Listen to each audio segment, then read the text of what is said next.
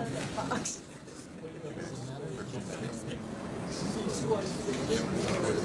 for 228. Right on top of 227. See that? No. 2 minutes entry.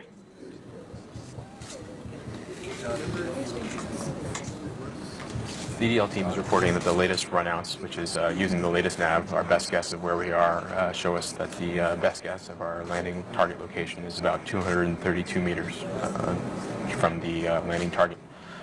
So looking good so far. We're continuing to receive heartbeat tones. Everything looks good. We're about 90 seconds from entry. Flight dynamics, EDL phase. Go ahead, phase. That last solution was with 227 or OD228? That is OD227. Thank you. You guys have now OD228 in your possession?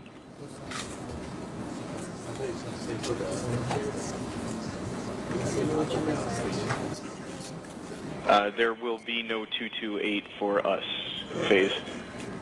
That's just fine because the difference is 1 minute to entry. Within spitting distance. Affirmative. The vehicle will switch antenna shortly. We'll have a short dropout when that occurs in the tones, switching to a tilted antenna that will be used through entry.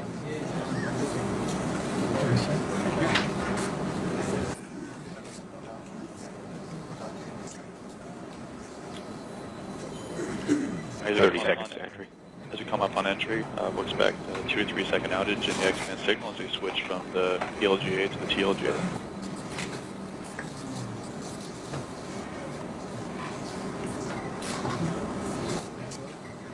We're switching to TLJ, signals dropped, and it's... We just saw the signal drop, and in case we change antennas. We're seeing heartbeat tones again after the switch. Things are looking good. We have tones back again. Coming up on entry. Vehicle reports entry interface.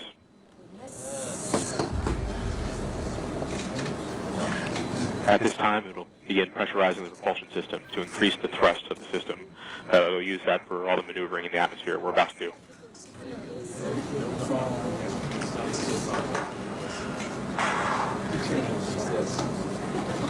Back to heartbeat tones. We are standing by for guided start and the start of guided entry.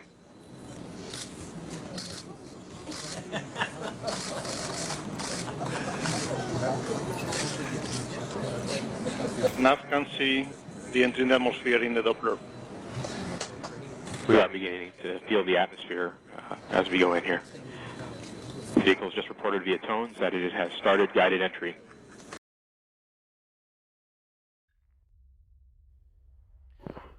Hello, hello, hello. How's everyone doing today?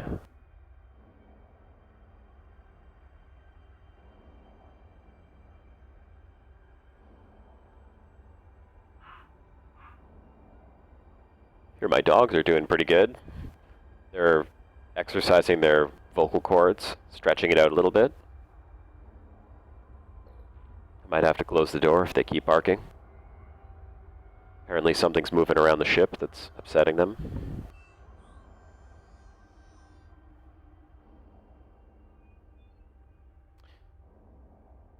Hello, Sharky66, Nash Talk, Gerados, Frito, Joe, Megaman. Good to see you guys all here. Hopefully we'll have a good show for you today. Matthew Johnson. Hello, Matthew Johnson. Matthew, I think you're new to the channel. I don't recall seeing you here before.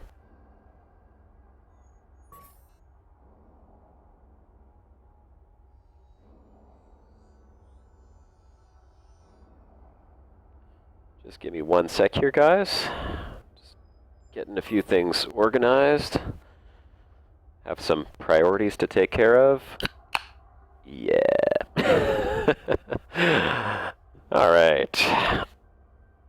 Let's get settled in and ready for a few hours of live streaming, shall we?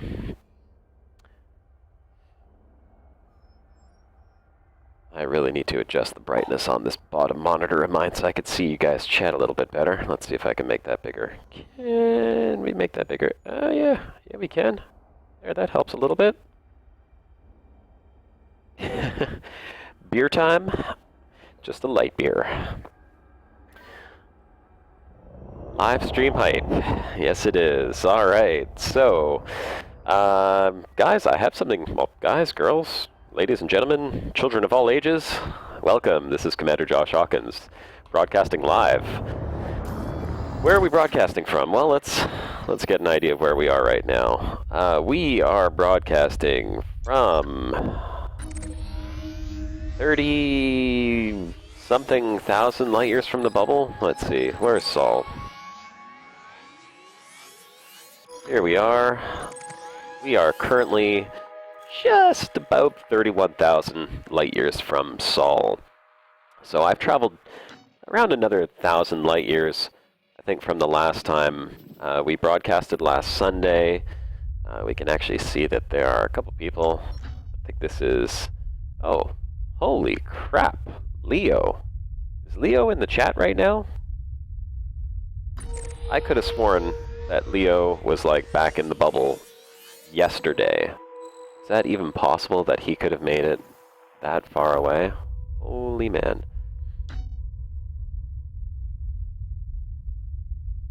Oh well, welcome Nex V15.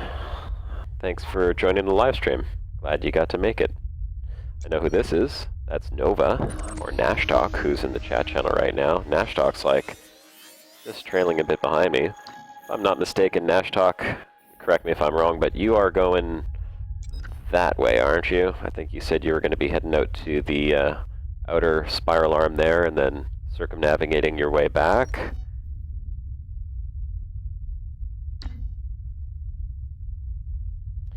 Hey, Cosmic Cleric. Drinking and flying. I wouldn't do that. I'm having a soft drink. Yes, non-alcoholized. That's right. Let me just take another swig of that soft drink, shall I?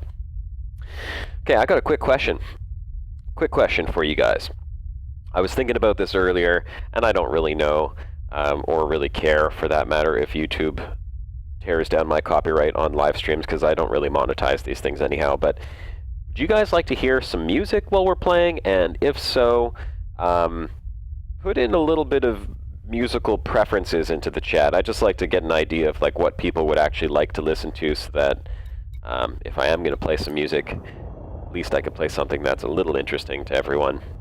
It was something that I've been sort of tossing around, thinking that maybe it would add a little bit of life to the more dull parts when, you know, when I'm not talking or when we're not chatting or nothing.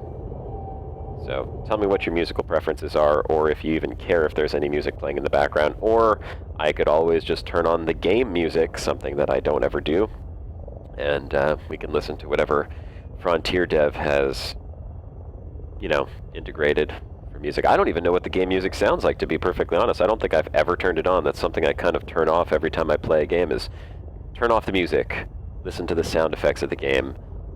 So let me know what you guys think, and then I'm going to show you guys where we are right now. I'll show you what this... Oh wait, not galaxy map. What the hell am I doing here? System map. There we go. Show you this system, where we're in, and I'm going to show you why it's kind of cool. I'm on Amarth. Use the game music? Yeah, okay, I could put the game music on. Here, let's put on the game music for now. Just so that we have a little bit of background music going on. Audio. I want to hear what the game music sounds like too. We can critique it together. See, I've had it muted this whole time. Oh no, unmuted. I gotta learn how to read. I just had the volume all the way down. So let's put it on, say around there. Let's see how that sounds. Long-time watcher, first-time chatter. Well, thanks for chatting, Dargon. It's nice to put a text word sentence to the name on the screen. Actually, you know, it kind of sucks about YouTube is that I don't think I can actually see who's watching. I just see like how many people are watching. I don't get to see like who's actually in the channel unless you're typing. So that's it's always nice. That's why I encourage people to go ahead and Frameshift drive charging. put their name in so I know who's in here. I'm gonna go just refuel around this star, and then I'm gonna swing around and show you the system map one more time here.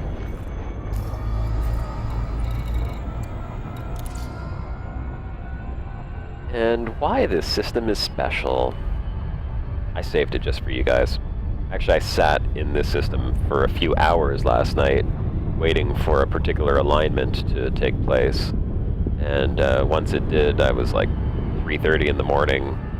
I couldn't keep my eyes open any longer. It didn't exactly line up exactly the way that I wanted it to, but it was good enough that I got some incredible screenshots, which I can share with you guys too, since I know how to do that now. But Fuel scooping complete. let me show you what we got here. I think it's this system right over there. Let's take a look. Show you the system map one more time. So, here we are in Dryo Croa Arcady-Y B43-1. Very nice random generated name. And what have we got? We've got a bunch of these high metal content worlds. There's a whole bunch of them. I've scanned them all already. I did not scan these ice planets down here because they were 6,000 light seconds out, and I got way too stuck up on these three right here. And you might notice, I mean, I'll go a little slower, so 26.83 light seconds, 26.85 light seconds, and 26.87 light seconds. So these are all very close to one another, and that's not very common. I don't often see trinary systems like this, trinary planetary systems, this close together. Now, they're all relatively small worlds, too. 1,800, 1,900, 2,300 kilometer radius. So, you know, not potato planets, which would have been really cool, but the orbital period on them, you could see it's a half a day for these two, so these two are orbiting each other really quickly. This one takes 1.5 days to orbit, so these two are really close together. This third one goes around the outside of these two that are orbiting each other, and they're all 26 light seconds from the star. So let's turn around and take a quick look at those. Yep, I already have them targeted, so let's go check this out. You guys are going to like this. Very, very cool site. I enjoyed it thoroughly last night. I could not leave the planet. And I mean, technically, I could do a 3-hour live stream just sitting on these planets, but we will get out and do some exploring. And I already started off with overshooting the planets, but you can see just how close they are together on this nice little flyby. And then we'll go and land on one of those so you guys can see what this actually looks like. They're not in the same position that they were last night, unfortunately, so we're not going to have the exact same alignment. But I think we're still going to be able to get a pretty cool view of them. They resolve. Now, I got to give you a quick warning here. 3 planets resolving like this, or rendering like this, I get a little bit of frame rate loss. And looks like one of my dogs is jumping off my lap to go bark somewhere. External camera. Take a look at that. They're in a very nice alignment. They were not aligned like this yesterday. The two on the left, the green and the white one, are orbiting each other really quickly. In fact, when I land on it, you'll actually see them orbiting. Oh! Dog alarm. Cockpit view. Sorry, I'll have to tolerate my dogs barking for a second. I think my wife just got home. So look at this. Look how close these things are orbiting each other. Hi, Commander Shannonday. I let her out of the escape pod for a little sun today. She was thawing. Dargon, I don't have it shared somewhere, but I would be happy to show you what my loadout is. So if you want to give me 1 second here, I'm just gonna show you guys something real cool. Oh, you know what? The star is over there, and these two planets are right here. Maybe instead of landing on these ones, I can just go and land on that one. That could work. Not going to be as cool because those two that are right close together, you know, we'll land on the other one after. Let's just go take a look and see if we can get a nice view from this one over here. Something you don't see every day is two moons rising over the horizon. Hey, Leo. Leo, tell me something, Leo. I'm a little confused. I could have sworn last night when I was logged in that I saw you back in the bubble. Now, I remember you saying something about, you know, being out exploring, but when I looked, I could have sworn you were in the bubble. Like, swear you were in the bubble. I saw the little green thing, I hovered over it, I was like, oh, there's Leo right over there. And now you're like 5,000 light years away from me. Yes, thank you, Zapload. I checked the gravity on these planets yesterday, actually, so I'm already aware of what type of gravity these planets have. But interestingly enough, speaking of gravity, even with a quarter of the gravity of Earth, I almost had some trouble keeping my ship in one piece yesterday. I was literally flying towards the ground, and it didn't want to level out. Almost pancaked. Look at that. How's that for a gorgeous view?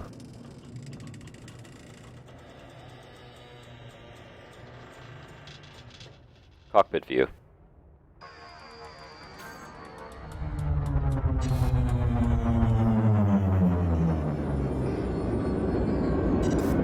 Were you seriously flying? No, you could not have made that much in one night, could you? Could you really? Is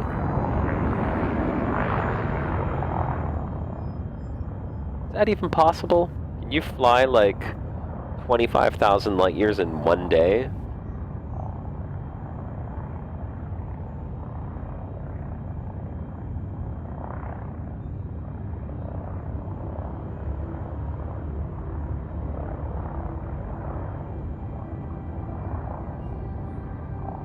Jump, jump, jump. Yeah, no kidding, man. Jump, jump, jump. So you actually were in the bubble yesterday. I wasn't imagining that, was I? And the game wasn't like glitching out when I looked at that.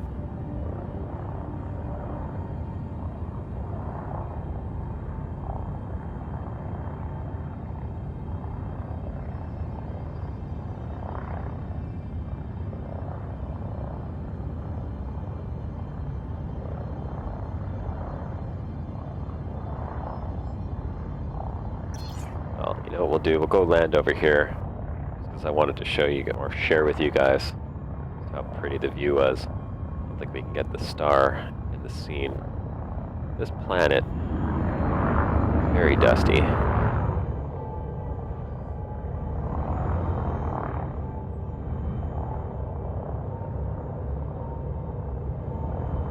Well, I gotta say, Leo, your commitment to traveling 25,000 light years in one night is pretty astounding. I am impressed. I am very impressed, as a matter of fact.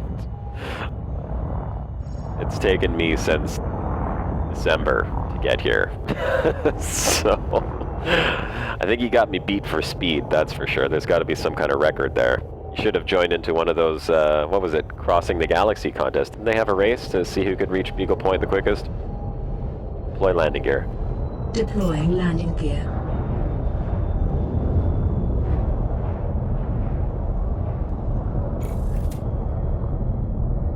Stop engines. Space brake. Oh, silly ship. Come on, there we go. Stop engines.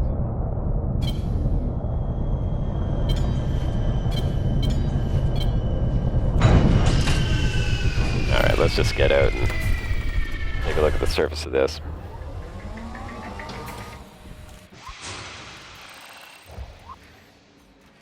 Why, thank you, Zapload. Appreciate that. And you will have many more, actually. Who was it I was talking to last night? Oh, funny story last night. Here I was, just flying around, doing my exploration thing. And, here, hang on, I'm gonna get a nice view up here while I tell you this funny story. External camera. Look how nice that is. So, here I am flying around, just doing my thing. And, I get a message from this guy who's been on my friends list for, God, no, I don't even know how long. I think he was one of the first people I ever friended in the game when I first started playing, like, right back after beta. And, hey, Resender. Welcome to the channel.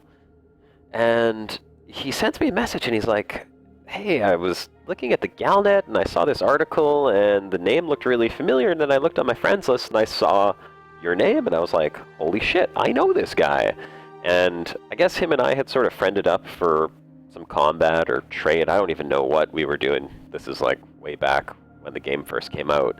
And I haven't seen him online in a while. He told me he had stopped playing, and now he says he starts back in, and he realizes that some guy on his friends list is like a, well, he said famous player. I wouldn't say I'm famous, but I certainly enjoy entertaining people, so it was kind of cool. One of the first people I was friends with started playing the game again. He was excited for the new patch, which I'm sure everyone here is excited for. We can talk about that a little bit since there's a few more announcements as to what type of weapons are going to be coming out.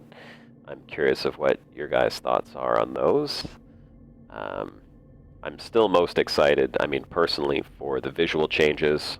I don't know if you guys read about that, but they're going to be upping the graphic quality of the asteroids and the ring systems, as well as, and I'm not sure how this is going to be affected or not, but the planetary surfaces also. They said that there's going to be some visual upgrades to the planetary surfaces, so that's very exciting. That's pretty much, oh, better terrain?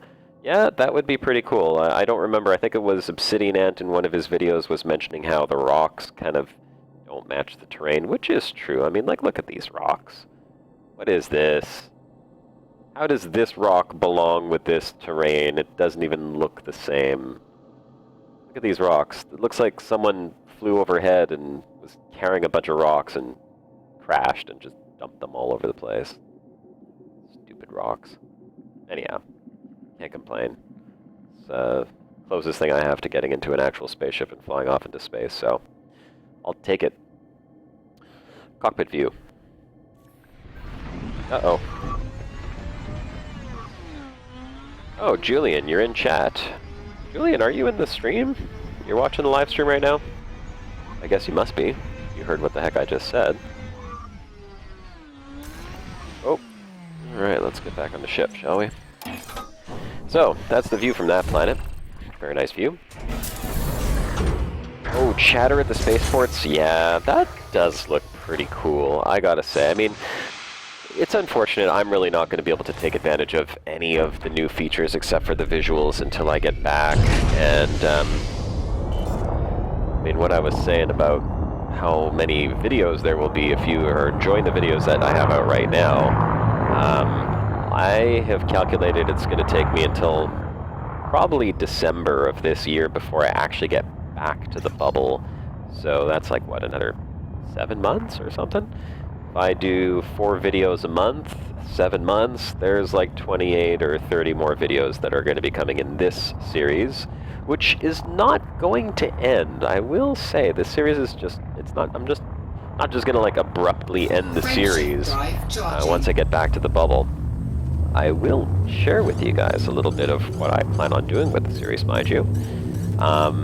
After I get back, there will be another series. It's going to be a shorter series, because I want to get back out exploring again, and I'm hoping that by the time I get back out, we'll have had a few new releases with Season 2, well, Season 2, you know, maybe we'll have volcanic surfaces that we can land on, or some other type of surfaces, so it'll just sort of give me more incentive to get back out and start exploring a little bit more and give you guys a bit more to see in the series and more content for me to write new story with as well, which should make things very interesting.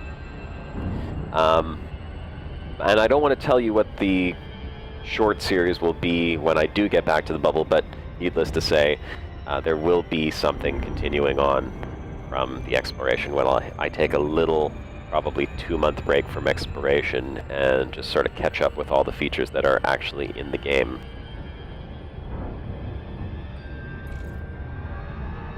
Yeah, what I would probably do with the bookmarks, Leo, one of the... Oh, jeez. Dropping my keyboard, breaking my computer. Okay, let's not break things. Hold on 1 second. That's why I shouldn't balance my keyboard on top of a monitor. Okay, let's... There we go. Good thing that didn't happen while I was flying around a star or something. So for bookmarks, I think one of the first things I'm going to do when I get back is I'm going to bookmark each and every cool location that I've been along my trip, because there are some places that I've shown in the videos, but I mean, I haven't really told anyone where they are. I am trying to keep some of the exploration for myself.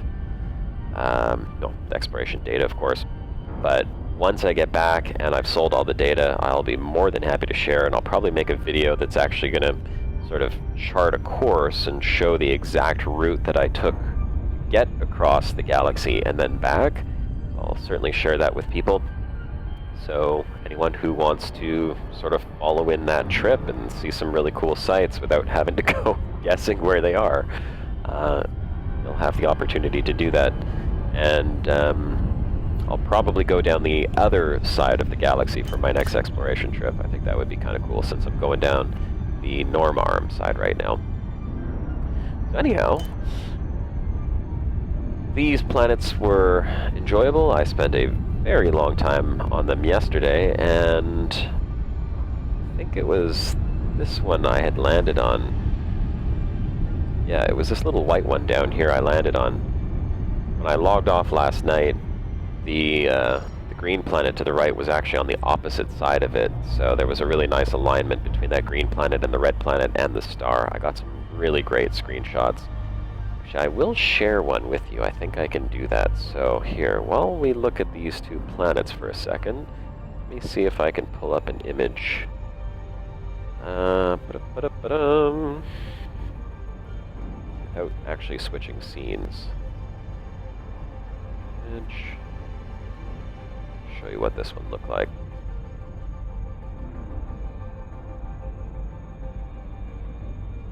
Ah, yeah, I think that works.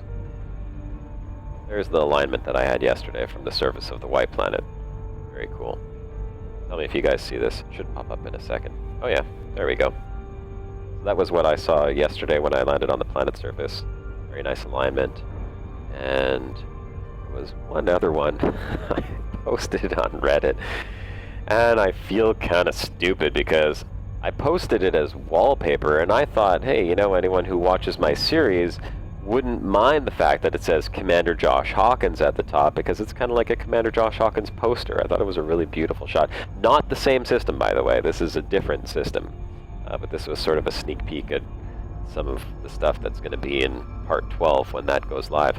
And so I posted it on Reddit, and I've posted plenty of pictures on Reddit. Never put like my brand on it before, and all my pictures have always gotten like tons of upvotes. I think I had one picture that actually hit the first page of Reddit, had like something like 30 or 40,000 views. This is the first image that I uploaded that got 0. In fact, it got downvoted, and people criticized me. They're like, how dare you put your brand on a picture that says wallpaper? You know, like, I was like, oh man, I'm so sorry. Like, I guess I shouldn't put a brand on things. People just want... Oh, and one guy complained that there was an asp in the photo. So, yeah, I should have just not put my ship in that picture at all, apparently. Anyhow. That's Reddit for you. Hit or miss, I tell you. I could scribble a drawing on a napkin of my ship, which would just be like a triangle over a crappy circle on a piece of paper, and that can get like 500 upvotes. And you could put a beautiful screenshot and put your name on it, and just people yell and scream at you. Hey, Phonobrain. So, Here we go. External camera. Take one more look at these trinary system right here. And then I'm going to plot a course, and we're going to start heading out and see what we can find today. If you watched my last episode, I called it Limbo. And that's because that's kind of how it feels in this part of space right now. I kind of felt like I was in limbo. Up until yesterday, I have not seen anything interesting. In fact, it was just mind-numbing how little interesting sights I had come across. So I was extremely happy.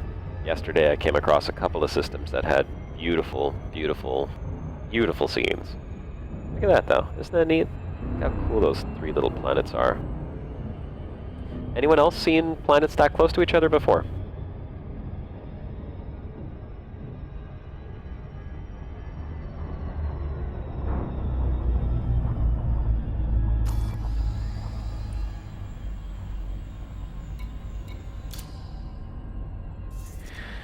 Mega Man, if you want some... Oh, yeah. Sorry, Zapload, I didn't even see your comment there.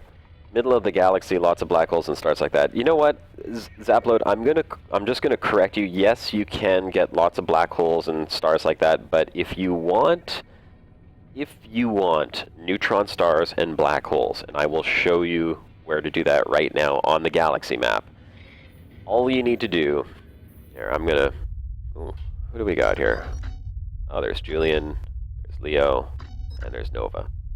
Hang on a second. Commander Shenanday is passing me a note. You define that. Oh, okay. Yeah. Go to the pharmacy. You can find that stuff there. It's in the cleaning section. Does it really? Okay.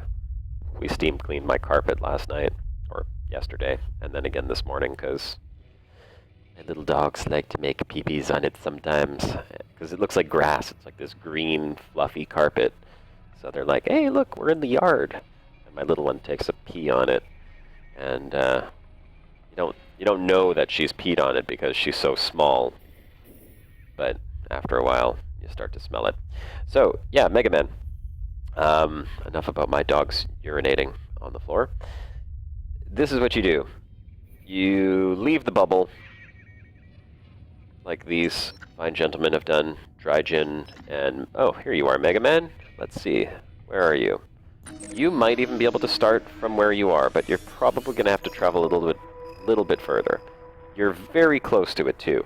So here you are. If you look at the grid, you'll see this middle number represents your elevation as compared to the galactic plane. So you're 500 light years above the galactic plane. If you continue up from that position, and you go up to 1,000, because this is where it starts, right over here, 1,000. I'm going to switch my map to see neutrons and black holes, and what you do is you can turn all of this stuff off. I usually keep carbon stars. Keep Wolf-Rayet stars, white dwarfs, and non-sequence, because white dwarfs are also worth a fair amount. Now, at around 1,000 light years, maybe just a little bit more. Oh, interestingly, you're in a dead part. You do have to travel a little bit further away from Sol. You're going to need to get maybe about 5,000 light years or so. Let's say 6,000. The closer you get to the core, the more you're going to find. And of course, look at that, there's nothing here. What the hell's going on? Are all the neutron stars removed from the game? We're gonna get a little closer to the core. So maybe more than 5,000. 10,000. You got to do a little traveling if you want to actually make money off of neutron stars. But once you get out there, you'll see where they are. Where are you, neutron stars? Oh, here we go. Okay, so how far out are we now? 9,000. 9,000 light years out. So I was a little off. It's been a while since I've been in this part of space. So around here, you'll start to see at 1,000 light years above or below the galactic plane, you will begin to see neutron stars. Now, as you move closer, hey, here we go, neutron stars. Okay, so these are neutron and white dwarfs. These are like 30K or 40K each. And now from here, moving towards the core, I'm going to turn off the grid because we don't need it. I'll even turn sideways like this.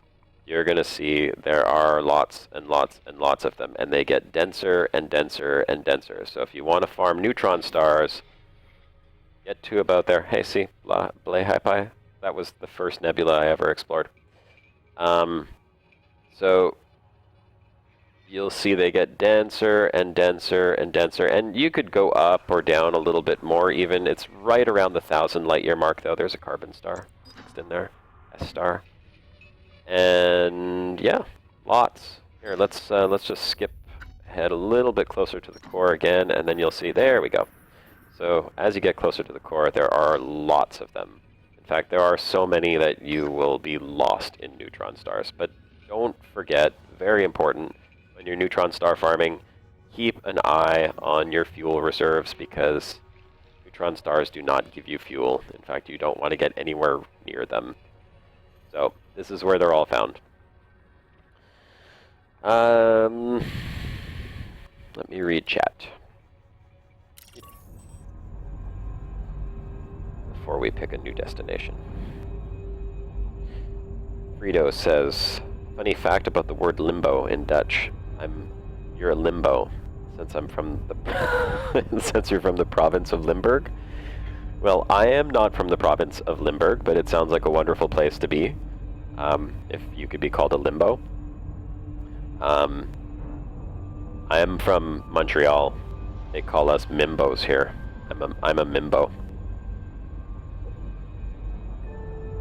I really am a mimbo. Or down, yes. Cosmic Cleric, up or down. I'm assuming that's what the or down meant. In between arms right now. Yeah, so Mega Man, you gotta kind of, like you just saw in my stream, you gotta get a little bit closer to the core. You know, just boot it on right out there, 9,000 light years from Sol, and then just go straight up. You will not miss the neutron stars.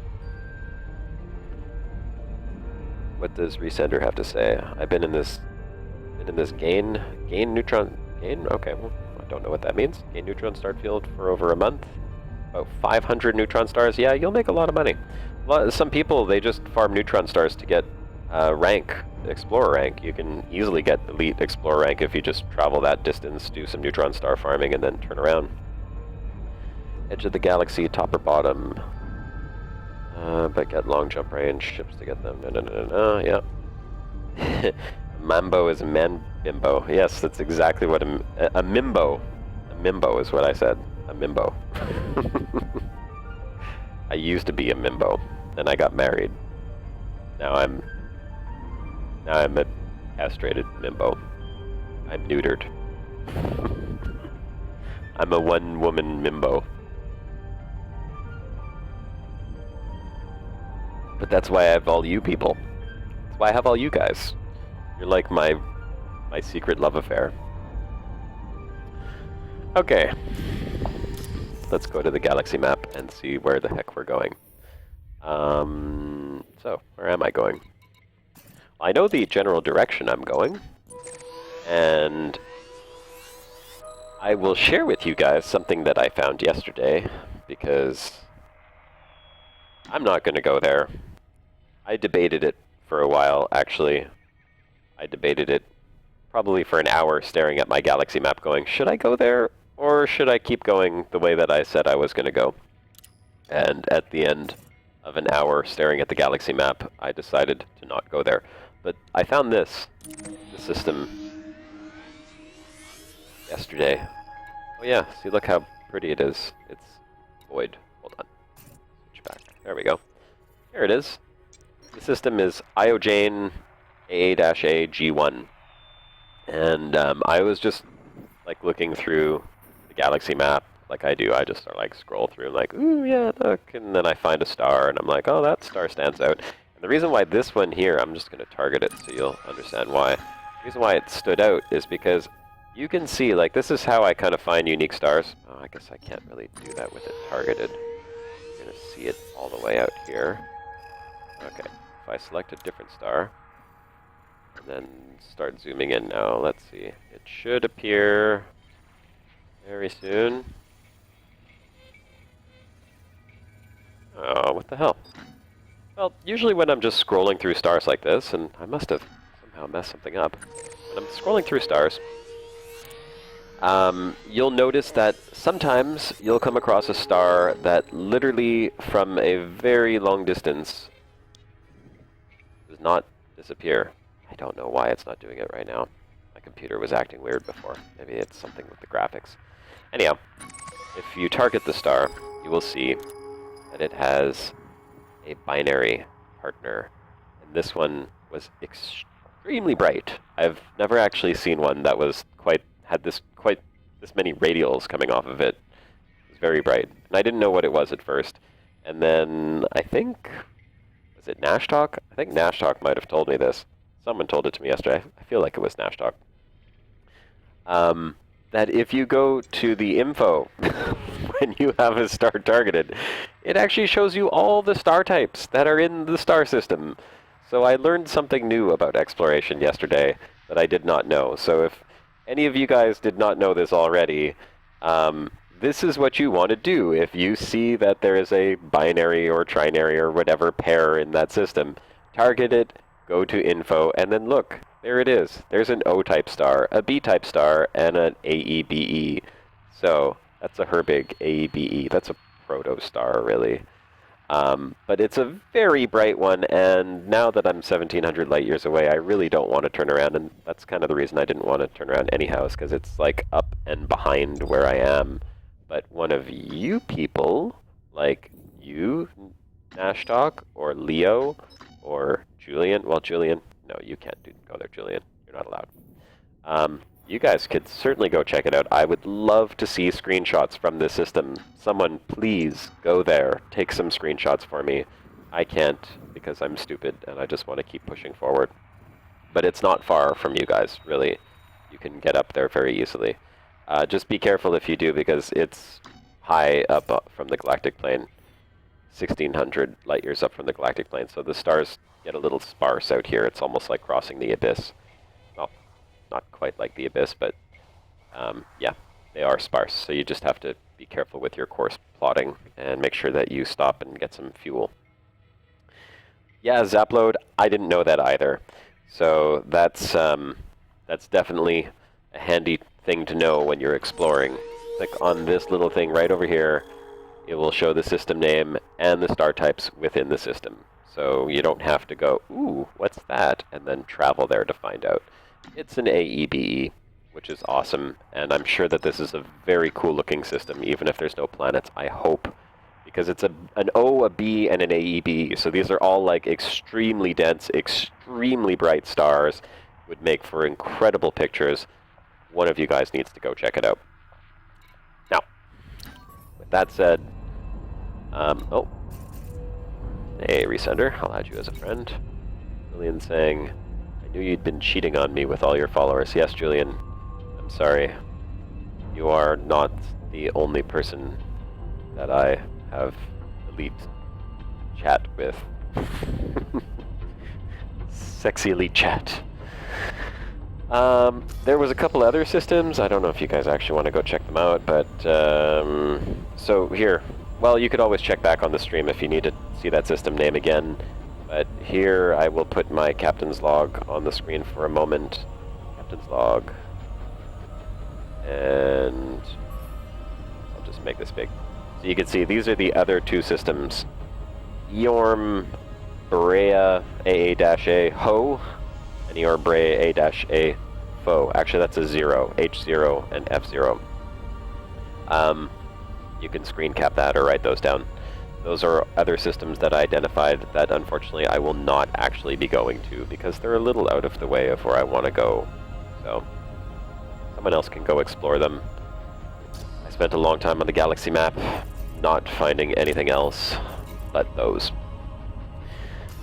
Speaking of galaxy map, the direction that I was going to go is this way. So as I had put in part 11, I am going to cross over.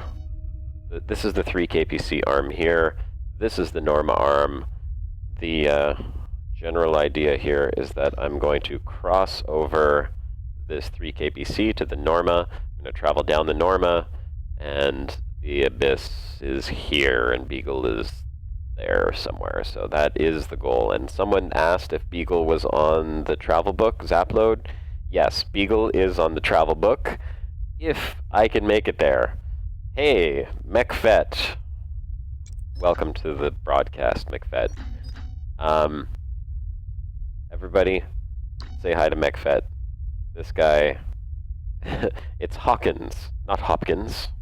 That's Anthony Hopkins.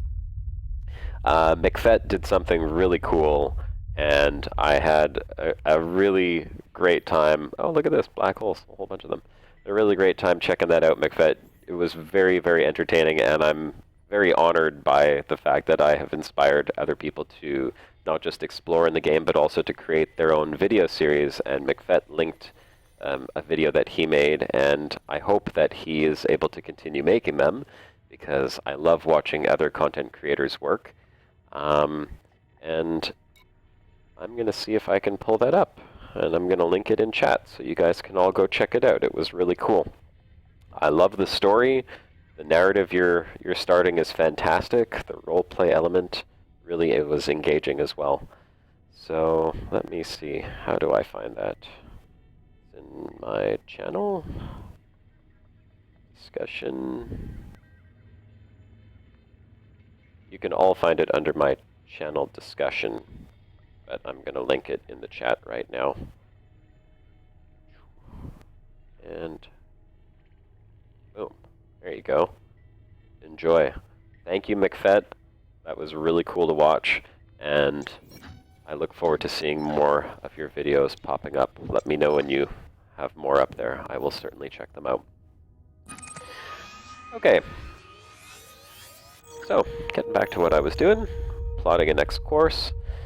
I'm going across this way. So all I've been doing for my plotting right now, just because I know that I have to go in this general direction, is I keep the grid on and I'm moving diagonally.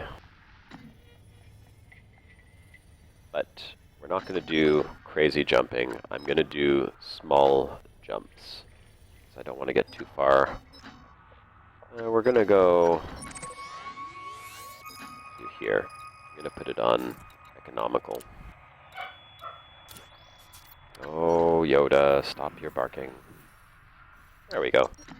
There's enough jumps for the day. The reason why I don't want to get too far is because you notice that there are some people coming out here.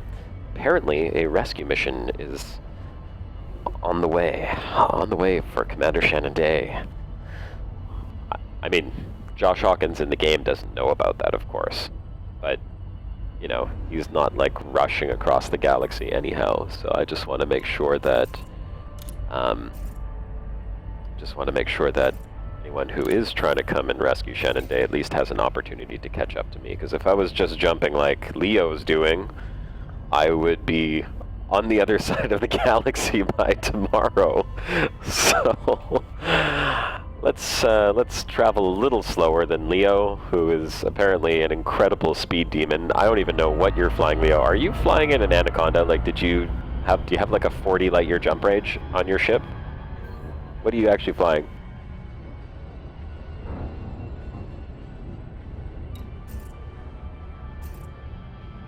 Upside, if you're in chat, then you're very welcome. If you're not, then I'm just going to type you're welcome.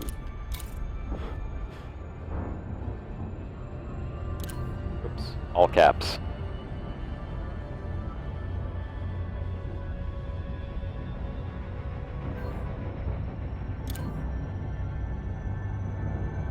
Make the jump.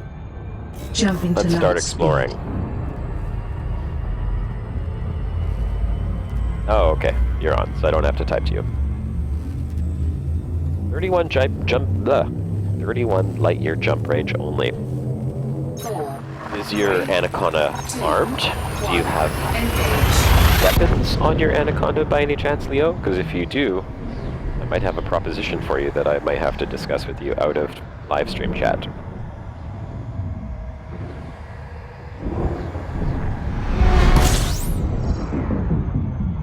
Full scan. Full scan. Astra, can you hear me?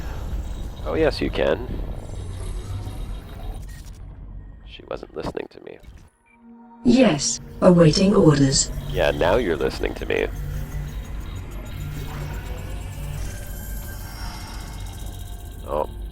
jump back into the system map. I said it too many times. Why is it not working?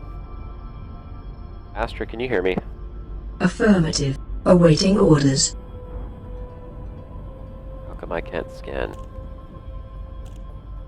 Oh, that's why. My D-scanner wasn't out. There we go.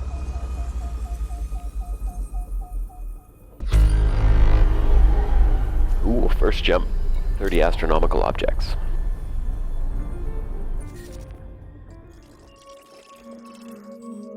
Little gas dwarf there. 3 Earth masses.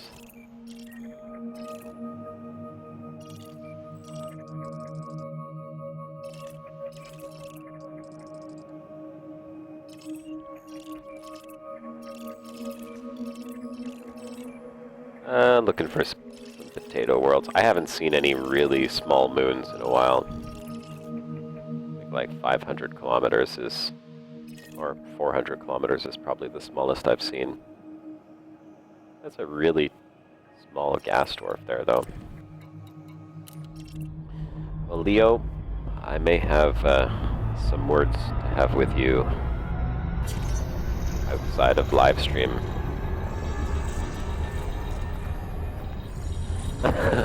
Your Astra's responding to my commands. Boost. Afterburners. Maxing engines. I'm not talking to you, Astra. I'm talking to Leo's Astra.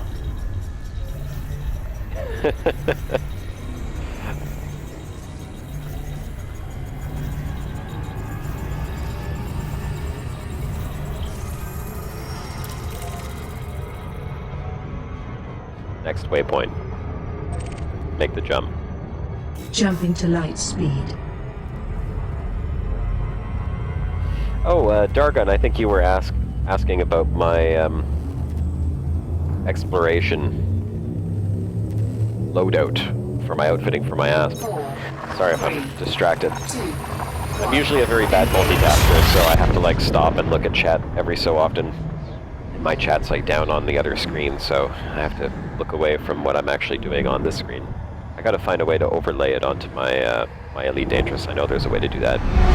So for my loadout, I am not in a traditional explorer's loadout. I'm in the loadout that I think everyone is eventually going to have, because David Braben had mentioned that exploration is not just going to be something where you're going to want to go out and not have weapons on your ship. That people will actually want to have weapons for some unknown reason. Wonder what that could be. So I'll show you my loadout here. I have A5 thrusters. A5, I mean, you don't really need powerful thrusters, but I took A-rated thrusters because I do planetary landings, and I do sometimes land on higher G planets, and, you know, you don't really want to pancake into the planet. Exploring is a long endeavor, and it doesn't really pay that much, so, you know, if you're out for months at a time, you want to kind of hold on to whatever credits you're going to have, and pancaking is not a good way to do that. Shield generator is really, again, just for planetary landings, because every time you do land, if you don't have a shield, you'll take a little bit of damage, which, well, that just sucks. It's kind of stupid. So you do want a shield. Auto field maintenance unit, you definitely need some AFMUs. I would suggest you bring 2. I was kind of new to exploration when I first set out, so I only have 1. But having 2 allows you to repair each other, which you cannot do with a single one. Your planetary vehicle hangar is somewhat essential, obviously, if you're going to do any planetary landings, and what's the point of going exploring if you don't land on planets? I don't know. A very powerful fuel scoop. I highly recommend one. You don't necessarily have to go for the highest one. You could, you know, do things a little different and go with something else, and then put your fuel scoop as like a 5 or a 4. But for me, because I don't like to spend a lot of time fuel scooping, I'll actually demonstrate how fast an A6 fuel scoop works.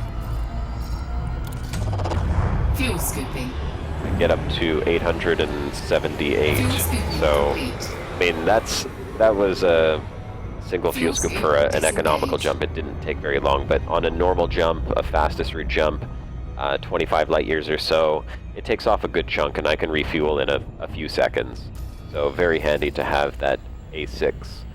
Frame shift, A-rated, highest one you can get, obviously. That's going to increase your distance as much as possible.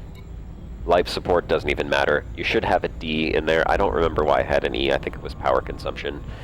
The D is the lightest one. It gives you the most... Well, D, everything. Anything that is non-essential should be D. Now, I have a full weapons loadout.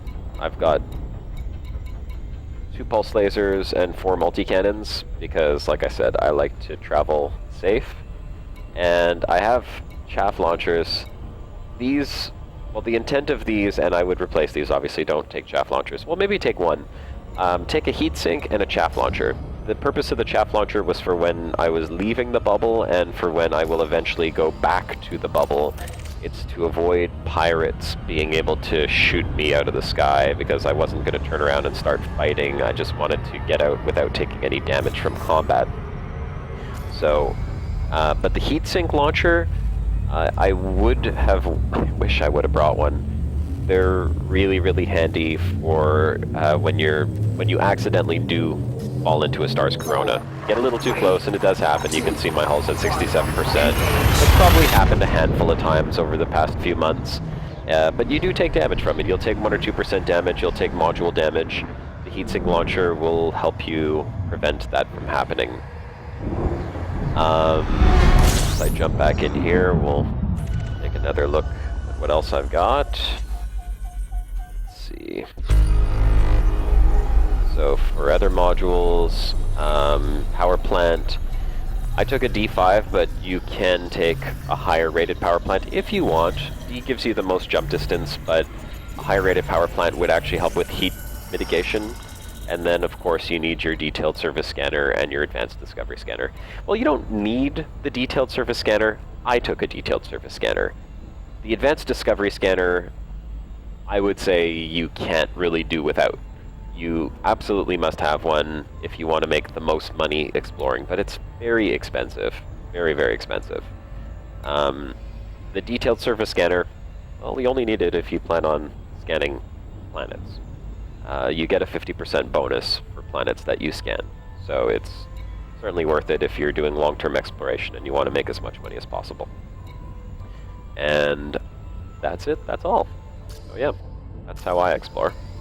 Other people will fit their ships differently. By the way, with my loadout, I get 29.5 light year jump range, which is sufficient for pretty much anything except for the most distant stars. And then, you know, as you're jumping around and landing on planets, you can collect enough stuff to do these frame shift injections, which will give you extra distance. I'm not going to click on it. Last time I clicked on it, I accidentally activated one. So rather than do that again, just showing you, you can do this, and this boosts your distance greatly, 50% or 100% for the second and third tier. So that'll get you to pretty much anything you need to go. And then, of course, my inventory. Look who we've got right here. And there's Commander Shannon Day in her escape pod, chilling in my cargo bay.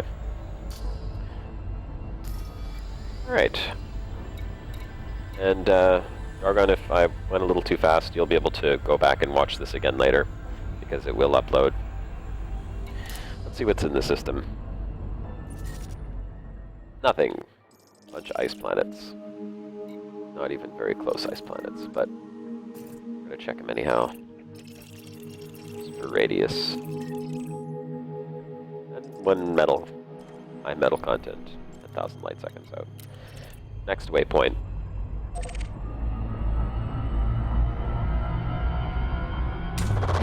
Fuel scooping. Fuel scooping complete. Fuel scoop disengaged. Make the jump. Jumping to light speed. Leo, I think you've been watching since the very first one, if I'm not mistaken. I think you were one of the first people to comment on episode 1. So, yeah, that would be really cool if I could get you into a video. It might not be in the way that you're thinking, but I have some ideas, and I don't have too many commanders out here to actually do video with, so If you're interested, I will definitely contact you for an idea that I would like to include in another video. And I think that would be awesome. Full scan.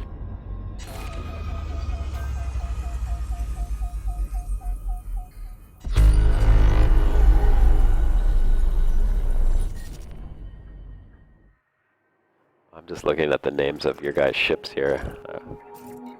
Let's see.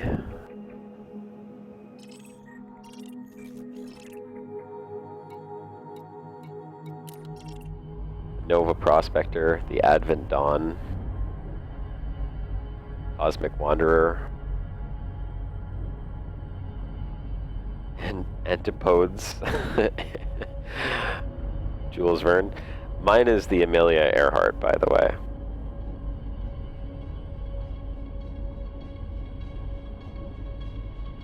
Nabucodonosor. That's great. Love the ship names. I like how we've all got like very like sci-fi explorer ship names. Wonder why. Nobody's named theirs the Enterprise. Interesting. Next waypoint. Oh, my dog. What are you doing? Why did you come in the bedroom if you know the door's gonna close behind you? Fuel scooping. Get out. Fuel scoop disengaged. Okay, I gotta open the door for my dog. 1 sec.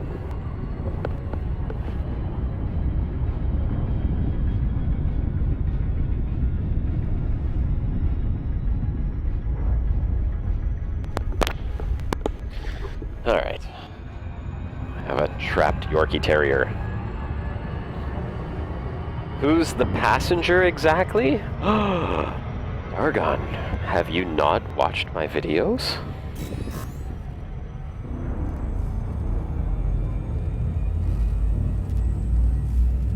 If you haven't watched my videos, however did you come across this stream, I wonder? 4, 3, 2, 1, engage.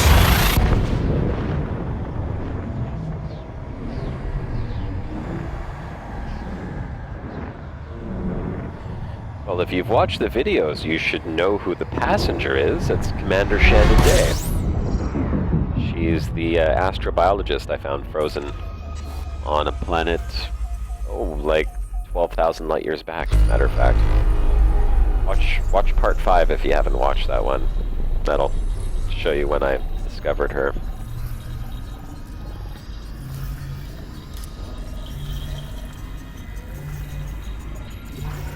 Oh, in a meta way, like, who is the voice of Commander Shannon Day? The voice of Commander Shannon Day is my beautiful wife, Shannon Day, actually. I know, I was very creative with the naming of my characters. Commander Josh Hawkins and Commander Shannon Day. I'm very creative. I take all the credit for coming up with those names myself.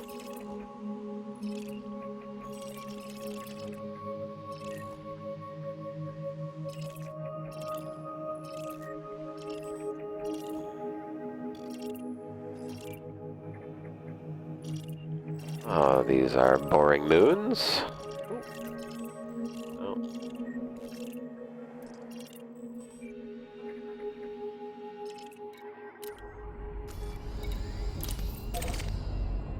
That planet is very close to the star. Right there.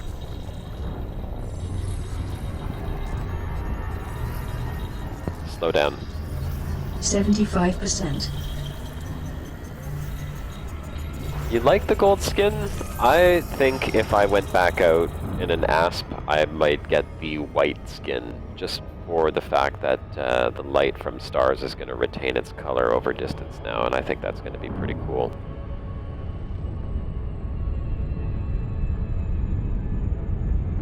That's what I want to see. I want to see the light from like a planetary nebula reflected off my ship. External camera.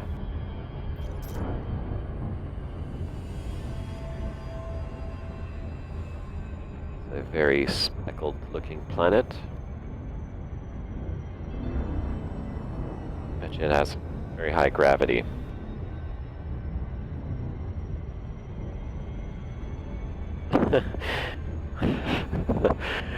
No, I fully serviced my long-range transmission device, as a matter of fact, right before I started broadcasting. I was cleaning out the subspace arrays, or the subspace relay arrays, making sure that I got all of the tribbles out of it.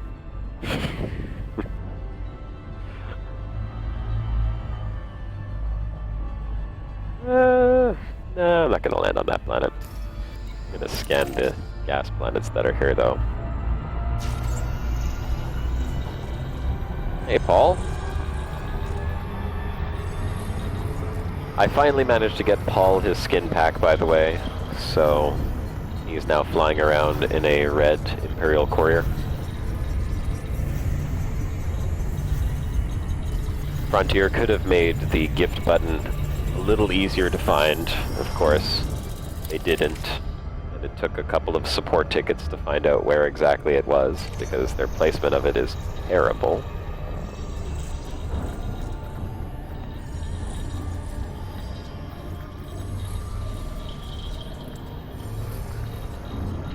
And you know what I just want to say, guys? Really great to see that you guys keep popping in. The crowd is wonderful that joins this live stream. It's really nice to see all you guys in here every Sunday.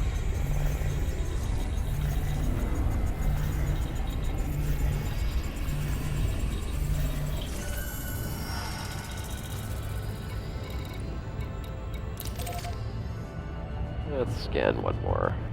Let me get this one. Maybe, maybe not.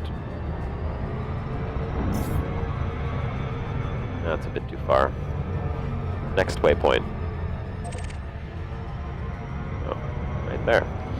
Make the jump. Make the jump. Jump into light speed.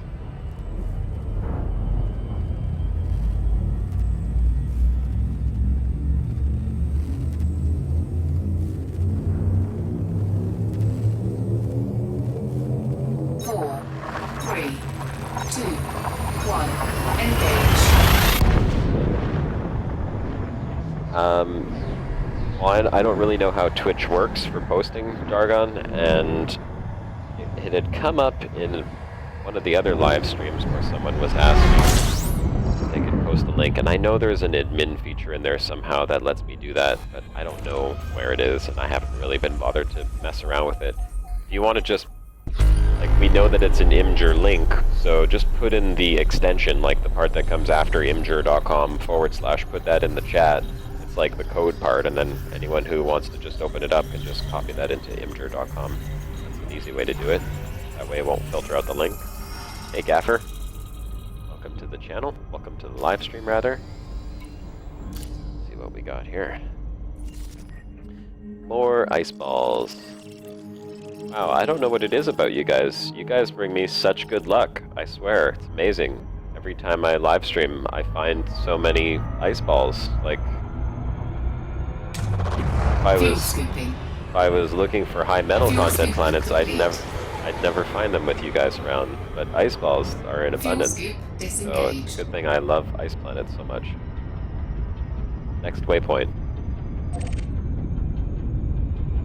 Make the jump. Jump into light speed. Alright, let's take a look at your Imgur. Let's do that while I'm jumping into hyperspace. 4, 3, That's a good time to do it, right? 1, engage.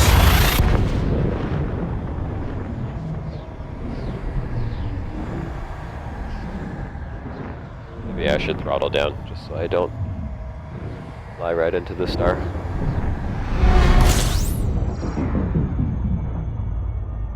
Full scan. There's a bright star.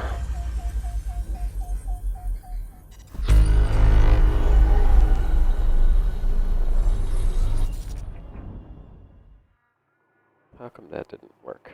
Copy. Paste. Oh, there we go. Let's see what you got here, Dargon. One little planet all by itself. Next waypoint. C5, power plant, thrusters A5, frameshift drive A5, life support D4, fuel scoop B6. Yeah, B6 is good. I don't know if you need the bi-weave shield generator. I mean, does bi-weave take up more power? Because, I mean, I guess it doesn't really matter if you take a bi-weave or not, as long as you have a shield generator, but I would put on a D shield generator. That's the only thing, just it'll reduce your mass a little bit further so that you can get the extra jump range, and I don't know if bi-weave is really going to have any particular use while you're out exploring, so that's probably a change I would make. Engage.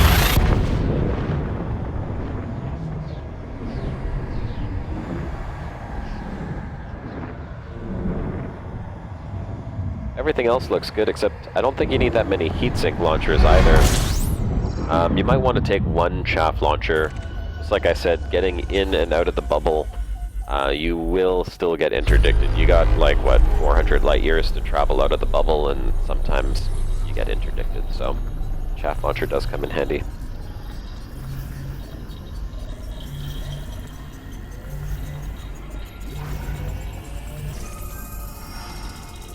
Congrats on making it to Sag A. Or did you make it to Sag A, or just to the core? Next waypoint. That's a question for you, of course, Gaffer.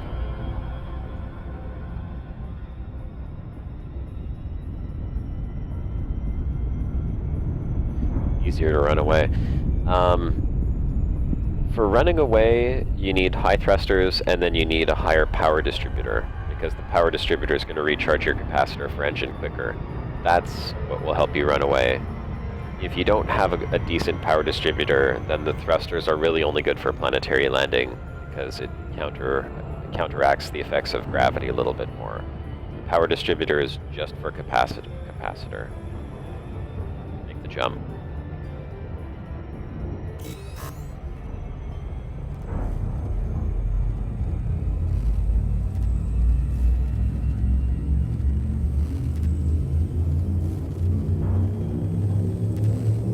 I bet it looks amazing. You must have seen some other black holes on the way in there. 2, 1. Ever? Engage.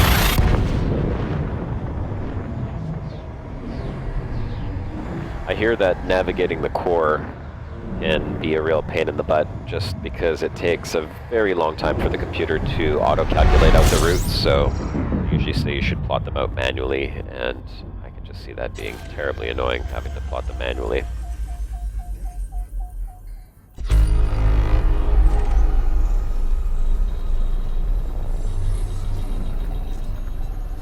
A7 FSD?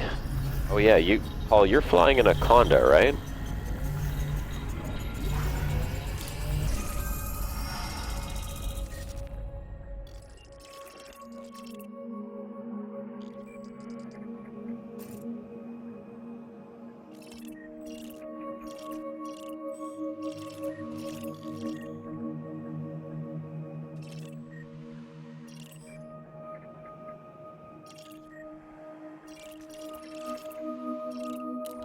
Next waypoint.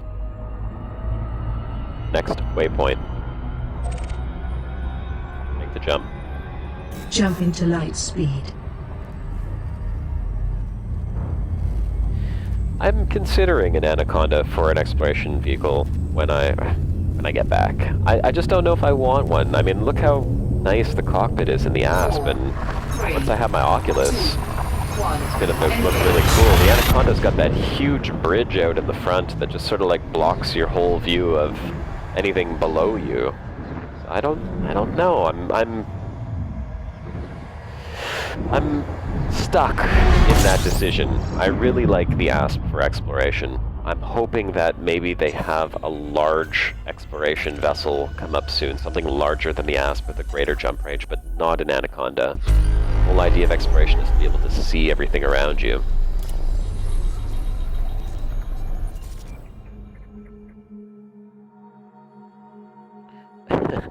I don't know, does anyone else have a problem with the signal? When you say there's a problem with the signal, Crimson, is it the video or the audio that's fuzzy?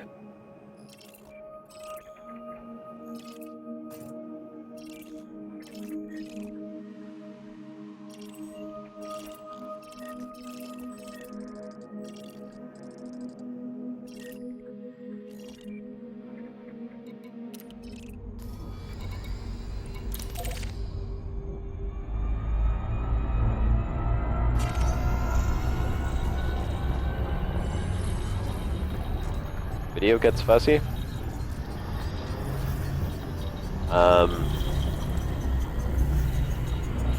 Oh yeah, you know what? I'm looking at my YouTube right now and I see it got a little bit fuzzy. That's odd. It says my stream health is at yellow. Let me take a quick peek at something here. Viewers may be experiencing minor issues. I'm having a minor issue right now. My Yorkshire Terrier is consuming all my bandwidth with his barking. I think that's what it is.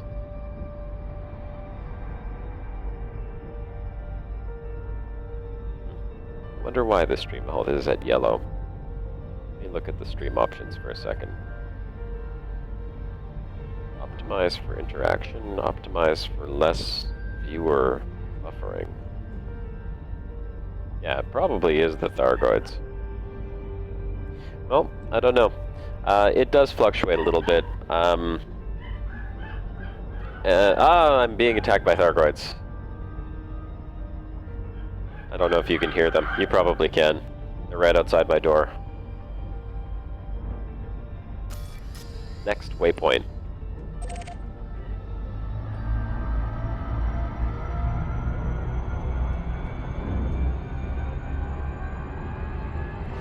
Oh yes, you definitely want Captain's Log, Dargon. It is extremely, extremely handy. Although, I'll show you my Captain's Log for, well, recently. You'll notice that there's like very few entries in there. When I'm live streaming, I don't actually put anything on there, just because it's a pain in the butt when you're live streaming and you have to like keep flipping back and forth between screens. But, can show you when I'm actually using it. I'm not live streaming. You'll see I have many notes and many stars recorded. Extremely handy. And I love that. Let's see. Oh, there you go. Planet with Water World, Ammonia World. Look at that. Water World, Ammonia World. Uh-oh. You guys just saw the location of a Water World and Ammonia World. That's probably discovered by someone else anyhow, because if it wasn't, I would have put undiscovered. So, don't even waste your time jumping there. Anything within 500 jumps of Sol is already discovered, so kind of crazy how that is. I scroll back on my Captain's Log and look for the first one that was undiscovered. It was probably over 1,000 light years away from Sol. That was just like undiscovered system. Insane. I know some people have said that most people, they put themselves on a fastest route, so they're jumping like 25 plus light years out of the bubble on every jump. So I think some people said they put their ship onto economical and then they start discovering systems that were sort of overlooked, because, I mean, I guess it makes sense if everyone's jumping and doing 20, 25, or 30 light years at a time, a lot of systems in between will get missed. So if you go on economical around the bubble, you may still find systems that are undiscovered, but otherwise, if you're just doing the normal jumping, most systems have been right up to about 1,000, even up to 2,000 light years from the bubble, heading towards the core. I don't know about the opposite direction. It's possible maybe in the opposite direction you'll come across ones that are still undiscovered. But towards the core, forget about it. Towards Orion, Barnard, like the Orion Nebula, forget about it. Not gonna happen. Next waypoint. Make the jump. Make the jump. Oh, Astra, you're getting on my nerves. Make the jump. Jump into light speed. I almost had to press a button there. I don't like having to press buttons.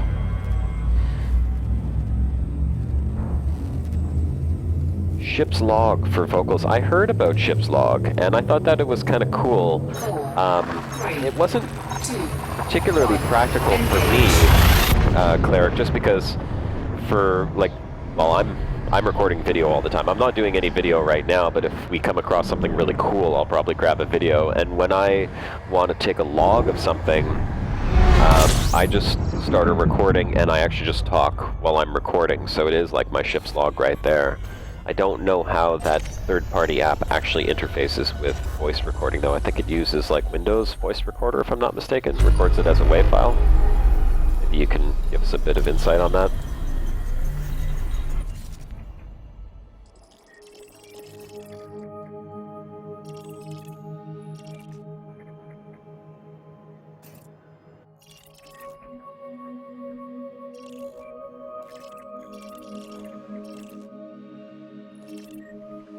Oh, wait, those four.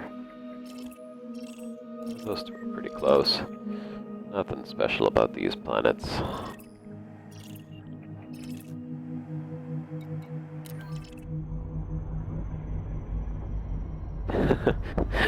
No, Julian.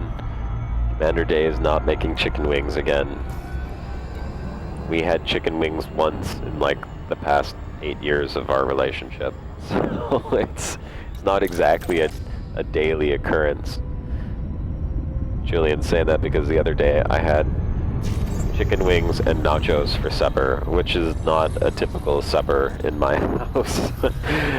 One of my coworkers was saying that her and her husband were having chicken wings and nachos, and I don't even really like chicken wings, but I just like suddenly had a craving for them, and I thought, why the hell not? Maybe I'll just propose that to my wife for supper, and she said yes. I was like, holy crap, are you kidding? So we had chicken wings and nachos, which was pretty good.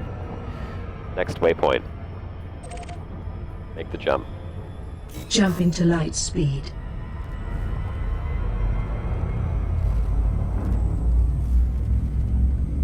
HAL will be available one day. Blue Supergiant, very nice. Resender. Actually, one of those two that I linked, I think earlier, when I put up my captain's log there, one of those two was a Blue Supergiant as well, and I would assume that it's probably not discovered either. If anyone wants to go there, it's far out. I mean, it's close to where I am here. Full scan.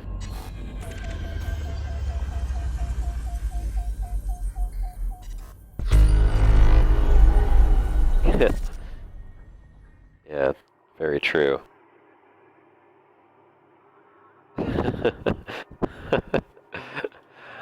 Oh, good old HAL. I don't think I would want to have HAL as my ship computer. HAL, stop the engines. I'm sorry, Josh. I can't do that right now. HAL, stop the ship. I'm flying into the star. I'm sorry, Josh. Oh, in the same directory as Captain's log photos. Okay, that's pretty handy. That would definitely make my life a lot easier. Maybe I should look into it.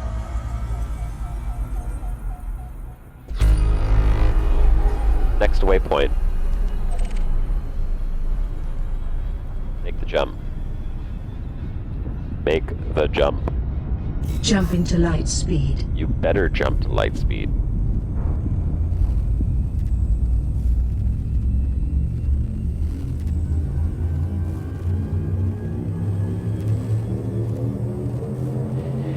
What cockpit maneuvering equipment? I'm using a Cytec X52 Pro.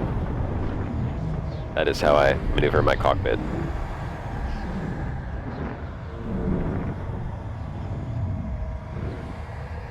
And I use 2 hands as well. They're a very primitive device that attaches right onto the Cytec X52 Pro. They come with several appendages that help you to maintain a firm grip on them.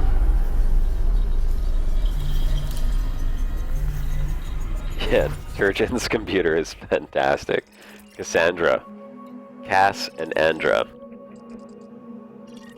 And then he also has Savvy, I think. Savvy is one of his SRV computers.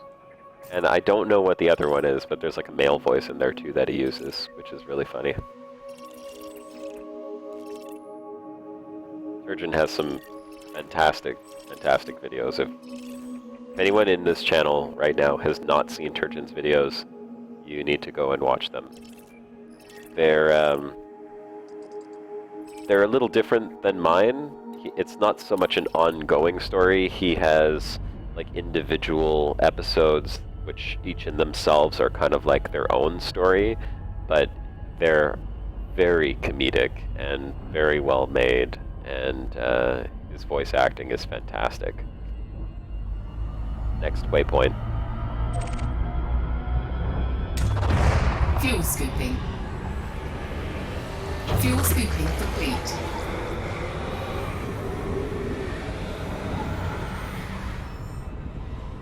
Fuel scoop Make the jump. disengaged. Jump into light speed.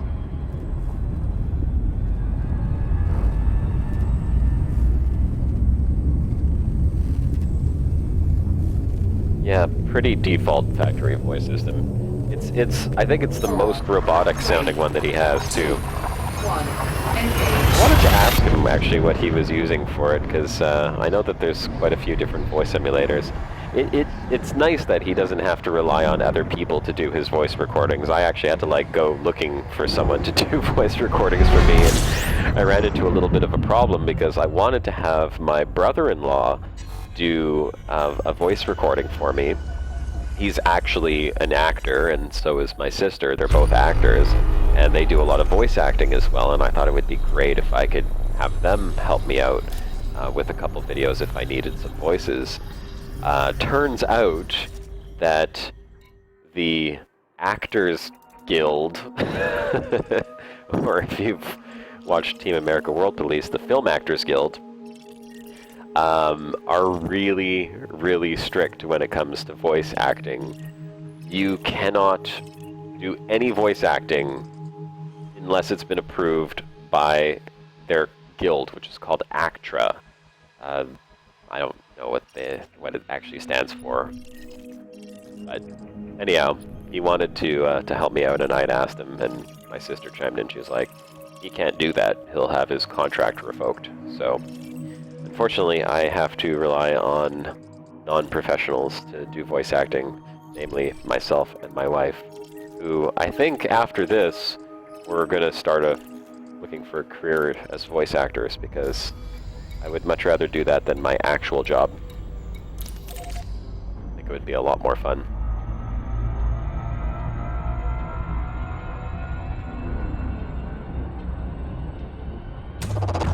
Fuel scooping.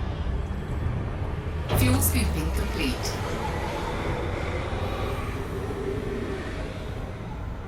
Fuel scoop disengaged. He's drunk most of the time.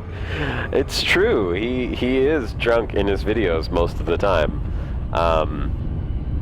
If I was writing comedy, it would probably help if I was drunk most of the time too. Oh no, I'm gonna overshoot the planet.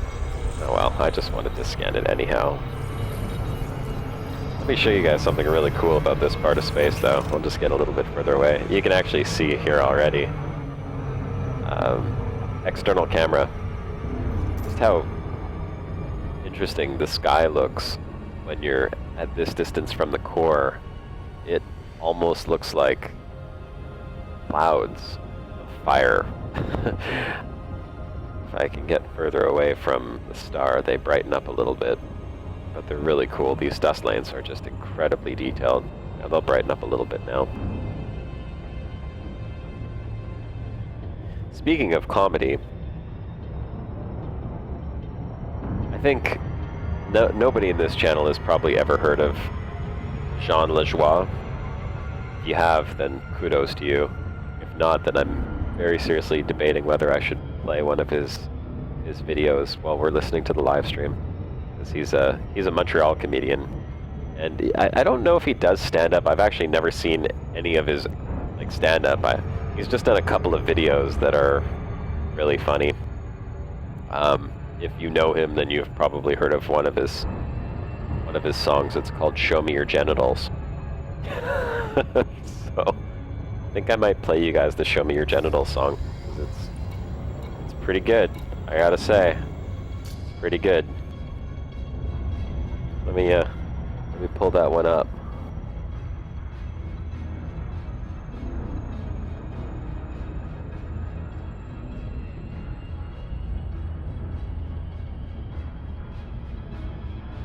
Alright.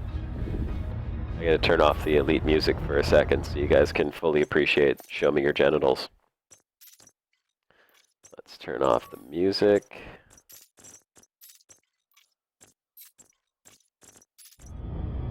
Now this isn't for everyone, but I mean it's okay. It's not like one of these not safe for work kind of things. It's pretty safe.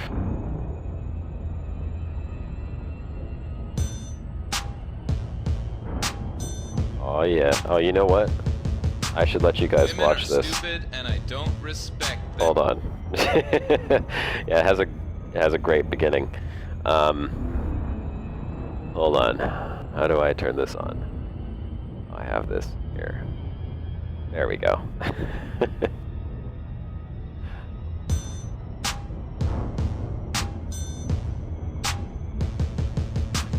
Women are stupid and I don't respect them.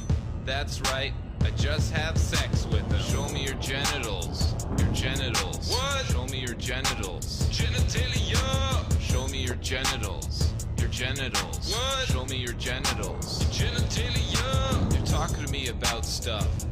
Why? I'd rather see your titties. Now you're talking about other stuff. Why? I'd much rather see your titties. I can't have sex with your personality, and I can't put my penis in your college degree, and I can't shove my fist in your childhood dreams. So why you sharing all this information with me? It's not sexist cause I'm saying it in a song. That's right, bitch. Now take off your thong and show me your genitals. Your genitals. What? Show me your genitals. Your genitalia. Show me your genitals. Your genitals. What? Show me your genitals. Your genitalia. Knock knock, who's there?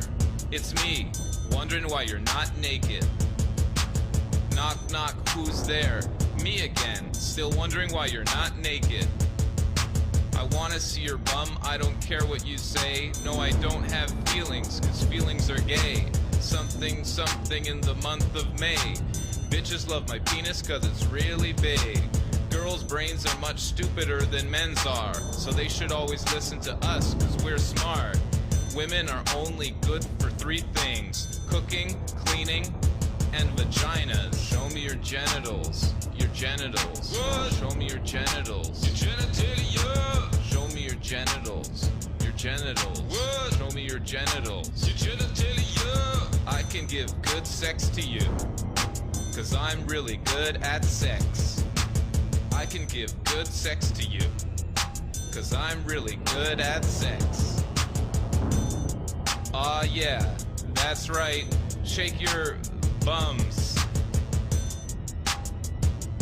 I'm out of here, I gotta go have sex with a lot of girls.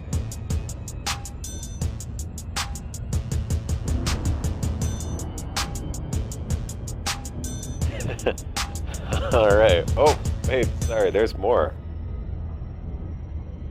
Not much more.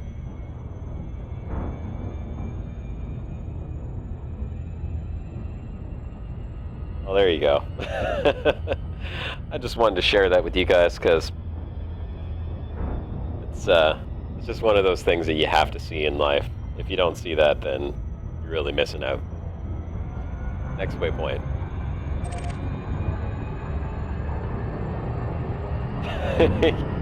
Yeah, I would have to say that anyone who actually dressed in those shorts and said the word vaginas has probably never seen one and never will.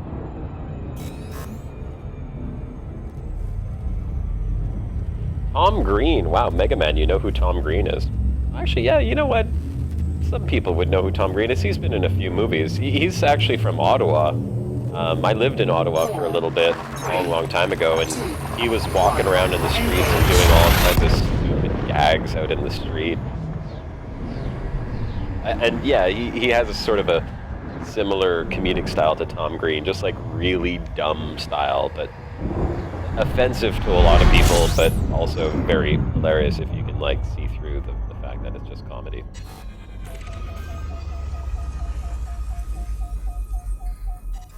He has a couple of other really good songs that he's done. Not much. He's kind of like one of these guys that did like 2 or 3 really popular songs and then that was it. Kind of fell off the planet.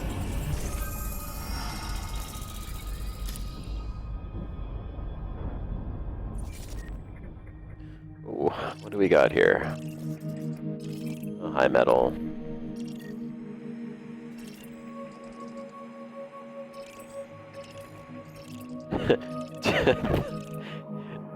Did my Jean Lajoie Show Me Your Genitals song scare people out of the channel? Is that what happened? I think I just lost like 4 people. They were so offended by Jean Lajoie shorts and his Hawaiian shirt, they couldn't take it. They're like, oh my god, my eyes. They scratched their eyeballs out. I know, I'm sorry, you can't really unsee Jean Lajoie. It's hard. He's forever stuck in your brain now. Next waypoint. Make the jump.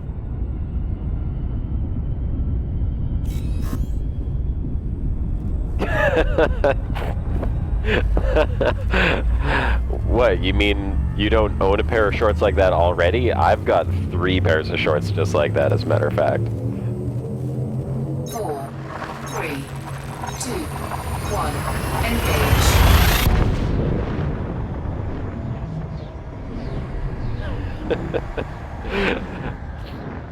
Okay, after this next jump, I'm gonna take 2 minutes to read through some of the chat that I've been missing, and because I just want to scroll up, make sure I didn't miss anything that people asked or said.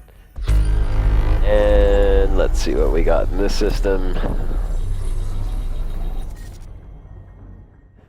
Nothing. More gas planets. Let's check these anyhow. Nothing special. Nothing special. Okay. So, give me 1 second if y'all don't mind, folks. Where is... oh, here we go. Copy.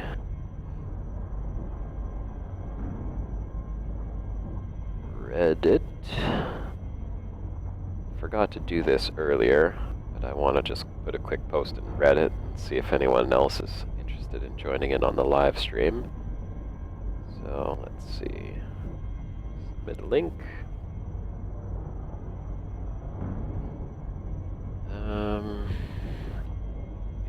Dangerous exploration live stream.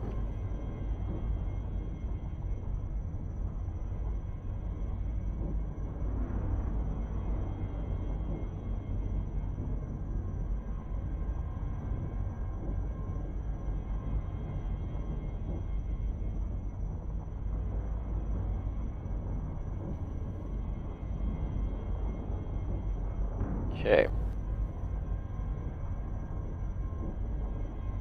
Hope that works. Should work. Yeah, it does. Cool. Okay. Alright. Next waypoint. Next waypoint. Wait a second. Did we reach the end of the waypoints? Oh, we did. Okay. Oh, that was terribly uneventful. Let's see if we can find something else on the galaxy map. We're going that way. Let's go this way.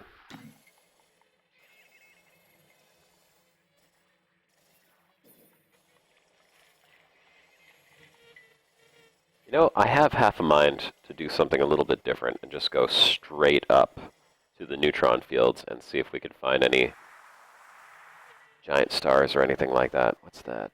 It's probably just an O or a B.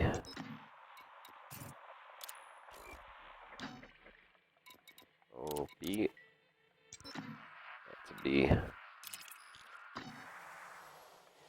I have not been able to find any planetary nebula, like, in 2 weeks. It's awful. Nothing at all. Come on. Giant star. Giant star. I can't tell you how many countless hours I've spent on the galaxy map over the past few days just looking for something that I can be like, oh yeah, here's something cool that I wanted to go travel to during the live stream. It's just, there's nothing. It really is limbo, this part of space. It's quite sad, actually, because, you know, space is so big, and up until now, I've been really lucky with all the places that I've come across. I've seen so many cool things, but like this one area, and it's like 2,000 or 3,000 light years, cubic light years, Just nothing really special. I don't see any giant stars. I'll zoom out a little bit more. Give me a bit more range here. What's that? That tiny little one off in the distance there. Oh, neutron star. Okay, well, we're 1,000 light years above the galactic plane if I look here. So again, going back to that comment earlier, this is where all the neutron stars and the white dwarfs are. You can see as soon as I go onto the map view. 1,000 light years up, middle number right there, 1,036. Neutron stars, white dwarfs all over the place. And what's interesting is that normally when you get up here, it's also chock full of black holes. But again, this part of space just has nothing, not even a black hole in it. I think the closest black hole I found was like 2,000 light years away. Now, one thing I didn't do, and I could check, is that I always look up on the galactic plane. I always tend to sort of go straight up. I very rarely ever go down. You know, obviously I use the terms up and down loosely when we're talking about space, because really there is no up or down. But yeah, maybe let's try that. Let me go back onto the galaxy map here so it resets. Let's go down. See what's below the galactic plane, shall we? And if someone spots something scrolling through these stars that I don't, a giant star or anything like that, please say so, because I can't spot everything. Nashtok is really good at spotting these things. He's got a knack for it. Let's see. Nothing. Mind you, we're just... So right now, we're at the galactic plane, minus 42 light years. You could see because the density of the stars is really filled up quite a bit. Maybe that's what I got to do. Keep going down.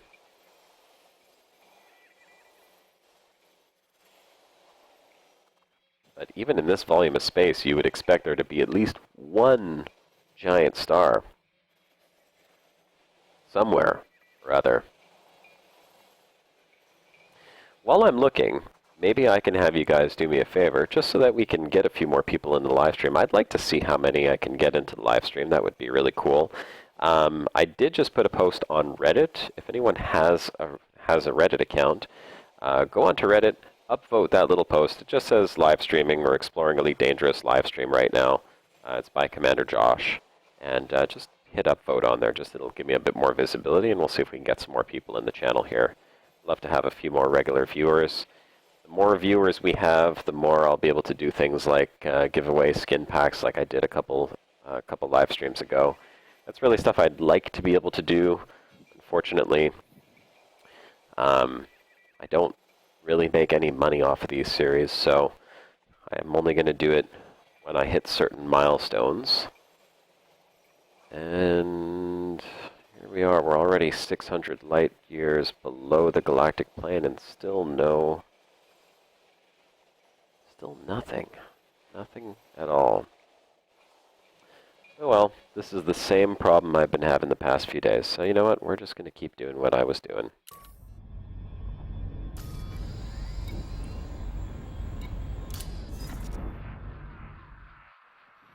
We'll get back to the direction that we were going. And we'll jump out to here, let's say. What's that? Oh wow, that was 1,000 light years already. Take a quick peek around here. It's too far.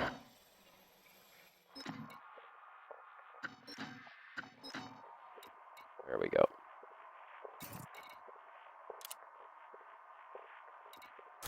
Fastest.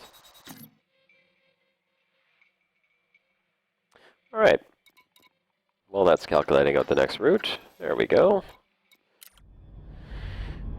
So, let's turn the game music back on again. You know, I find the game music is not really that entertaining.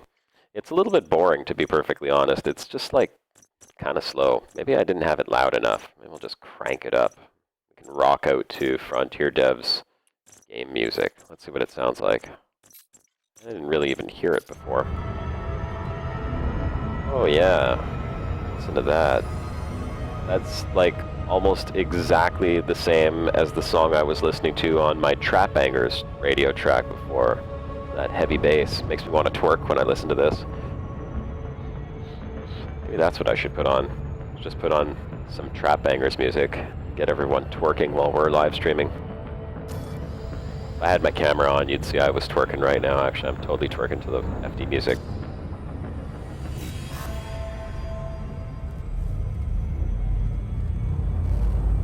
Hey, Michael Johnson, Commander Aramis Terran. Welcome to the live stream. The Battlestar Galactica soundtrack and the Prometheus soundtrack. Prometheus has a decent soundtrack. Battlestar Galactica, I mean, I watched all of the TV series. I don't remember what the soundtrack was like, mind you. I was thinking something a little bit more like booming bass. That's what I was listening to in my car when I was driving around earlier today.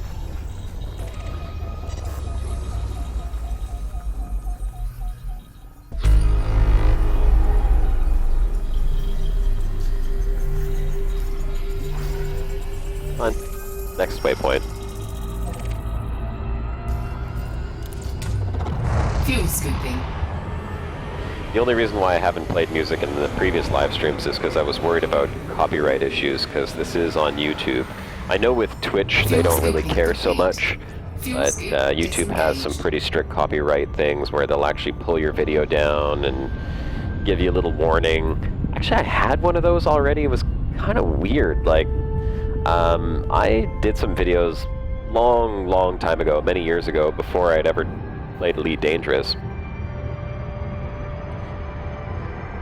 Oh, my stream is going very fuzzy. Julian, if my stream is going fuzzy, maybe it's because of the music. Maybe I should just keep the music off. Well, you know what? I'm going to turn the music off. Before I ever played Elite Dangerous, and before I ever had any videos out on Elite Dangerous, I had released a couple of videos that I had taken of space, that I put my video camera and my phone up to my telescope and got some really cool videos. Saturn in particular. And in one of the videos I included, oh, Pink Floyd. Yeah, that's a great idea. One of the videos included the sound of Saturn. Now, when I say the sound of Saturn, when you point a radio telescope at a planetary body or an astronomical object, everything gives off some type of radio wave. It's obviously not sound, because sound doesn't perpetuate through space. You need a medium for sound to travel through, but radio telescopes will pick up the radio waves, and then if you put those radio waves and just convert it into like a sound pulse, like through a speaker or to an electrical pulse, you can actually hear the sounds that they make. And the sounds of Saturn are really cool. You know what? I'm going to pull them up just so you can hear what they sound like. If anyone's not heard the sound of Saturn before, let me get my channel, my videos. These are videos that you guys don't see because they're not public, of course, but I can see them. Where is it? The moon? No. Hey, where is my Saturn? Did they pull it down?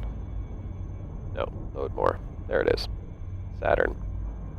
Okay, so we'll just skip me talking. Here are the sounds of Saturn. Hold on, I'm just getting to the beginning of it.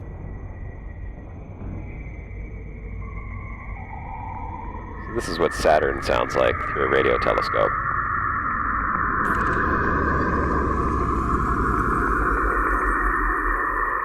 Yeah, I got a copyright notice after this video was up for like 2 years. Some guy claimed that these were his sounds and tried to have my video taken down. So I disputed it, of course, because I was like, no, man, These are the sounds that NASA recorded from the Cassini spacecraft, and they definitely don't belong to you just because you used them in a song that you made. And of course, YouTube decided in my favor, and I got to keep my video, and I didn't lose the copyright battle. But I thought that that was pretty funny. Some guy's actually trying to claim that the sounds that NASA recorded from Cassini spacecraft orbiting Saturn were his. Good luck on that one, buddy. Wonder how many other people he filed that claim with.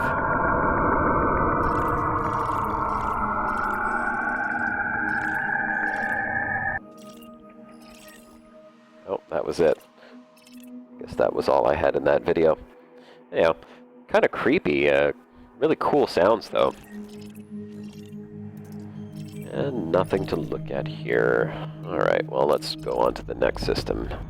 Next waypoint. Welcome to the channel. I see there's a few new people in here. If you came from Reddit, awesome. Really appreciate you guys joining. I hope you like exploration. I'm Commander Josh Hawkins. If you are not familiar, I'm currently involved in a Galnet story in Elite Dangerous. I think one of the people that are also in that story are in the channel right now, although they are not chatting. Well, they're chatting in the video, I mean in Elite Dangerous, Julian. Please, certainly feel free to check out my videos if you're not familiar with the series. If you are, then welcome to the live stream. It's very nice to have more people in here. We do this every Sunday, 2 or 3 hours. Actually, no, it's always been 3 hours. What am I talking about? 2 hours. 3 hours every Sunday. We explore live, we try to find some interesting things, and we often do find interesting things. Not the past couple of weeks, though. So we try to keep people entertained in other ways. If there's anything in particular that you want to see, if you want to add me as a friend in game and then, you know, look for anything around this area, I'm more than happy to be open to jumping out to those places and checking them out for you. Otherwise, we just sort of jump system to system and look at some interesting things. Also, I did want to offer one thing to everyone in the channel, of course.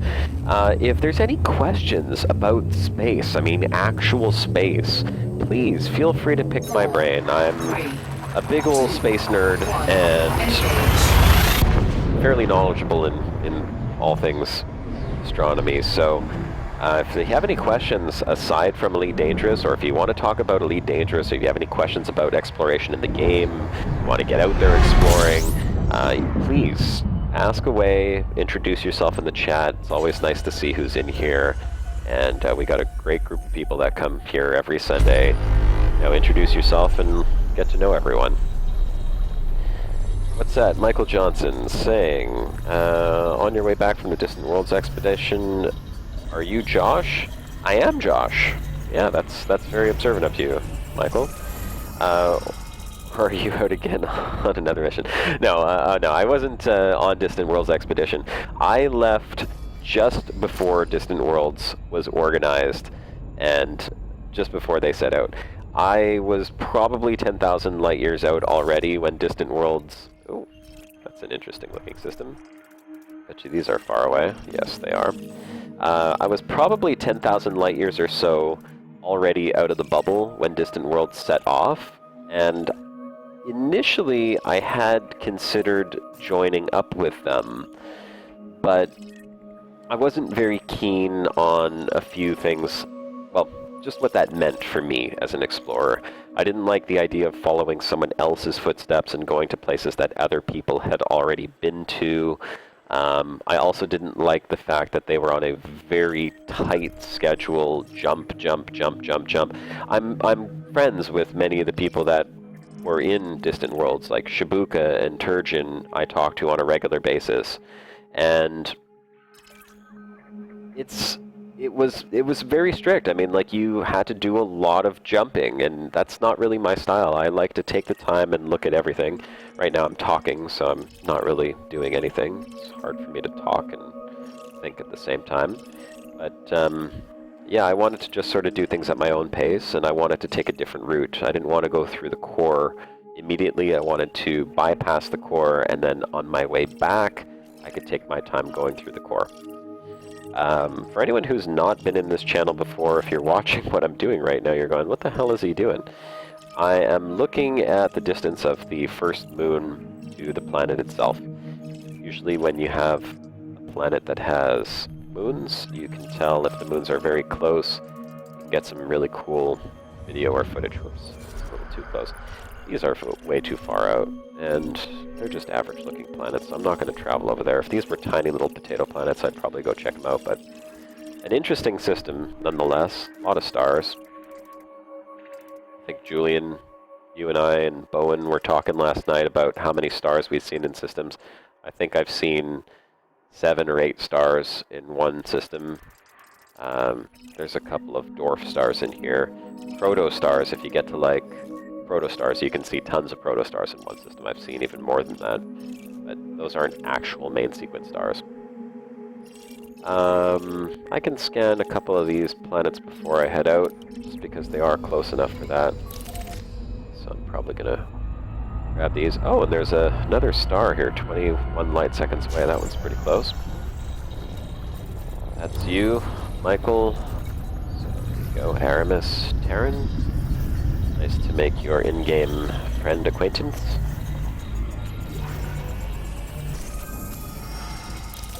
Scan another one. Oh, another one. Oh, these are pretty close. It's a pretty tight system here. Mentioned I have a telescope. What type of telescope do I have? I have a Skywatcher telescope. It's an 8-inch. I can give you some specs on it. Alright, probably just take a picture and show you. Actually, I have 2 telescopes. I have a Newtonian and I have this one here. This one has a 1200 millimeter focal length, and it's a 8-inch Skywatcher. That's my big one. Looks like a big white cannon. It's about 4 feet long. My other one is a Newtonian. It was the first telescope that I had. It was great for looking at Saturn and Jupiter, but not so much for looking at nebula and like other galaxies. My Skywatcher is amazing though. I love it. It was my dad's. He passed away. I took it. Worked out really good for me. Not so much for him, unfortunately.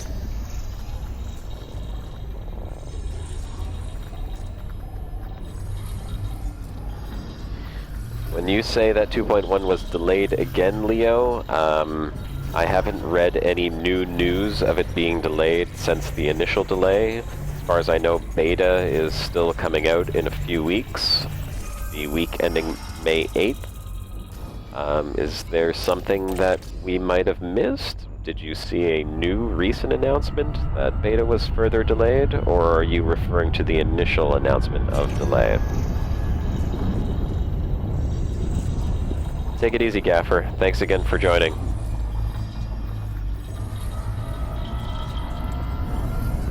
You heard end of May? Well, unless it was an official Frontier announcement, then I wouldn't necessarily take just a forum post at face value. People do post stuff, and there's a lot of people that are very negative about the delays as it is. Maybe they were just saying it in like a sarcastic undertone, like, oh, it's going to be delayed again. You never know. As far as I know, it has not been delayed again.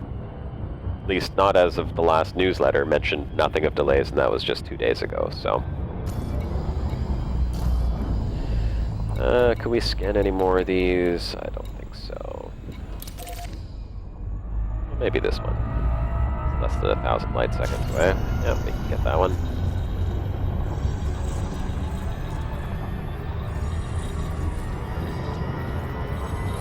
No, I don't think it's going to be delayed even more.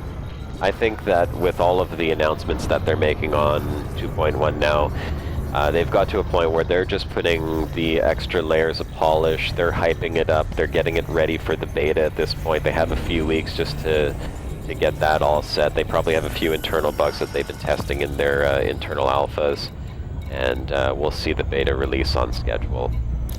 Honestly, I don't think that they can afford delay any further, because they've already received a fair amount of criticism over the time it's taken for 2.1 to get out, and you know, considering that this is a really big update, and it's already been 6 months, well, almost 6 months by the time it releases, that you know, Season 2 has started, and their schedule includes several updates over the season, they just can't afford it. If they screw up on this patch or on this update, they're probably going to lose a lot of customers, because I know that there's a lot of people who stop playing and who are excited and coming back because of 2.1 or 1.6 if you don't have Horizons. And I think this is really going to show what Frontier is capable of. They're changing missions, they're changing graphics, they're adding in new content, they're adding in a sense, they're adding in ship roles. It's kind of interesting because it's something that they said that they weren't going to do. They weren't going to do like ship roles, like EVE Online has different specializations for ships, but that's kind of what these weapon upgrades are going to be. I mean, at least with the healing beam, the regeneration beam, it is basically giving roles to different ships. In fact, some of the other ones almost appear as like roles as well. I like the feedback one. I saw that one. What was it? If your shield... well, the description's a little vague, and I'm not exactly sure what they mean, but they said that if someone is using a shield cell bank, by firing that weapon, it will break their shields, like disable their shields. I don't know if they meant if they're using a shield cell bank, it's gonna take their shields down entirely, or if they're using a shield cell bank, if it will stop them from using the shield cell bank. I'm not sure which I prefer, to be perfectly honest. I think it's kind of cool if it did a very small amount of damage, but it actually did disable shields, because that means you'd sacrifice firepower for the ability to prevent someone from using their shield cell bank. And usually if someone's using a shield cell bank anyhow, especially with the changes that they made with like the heat that you get from that, you know, they got to be pretty low on their shields already, so disabling their shields would kind of be a logical thing, you know?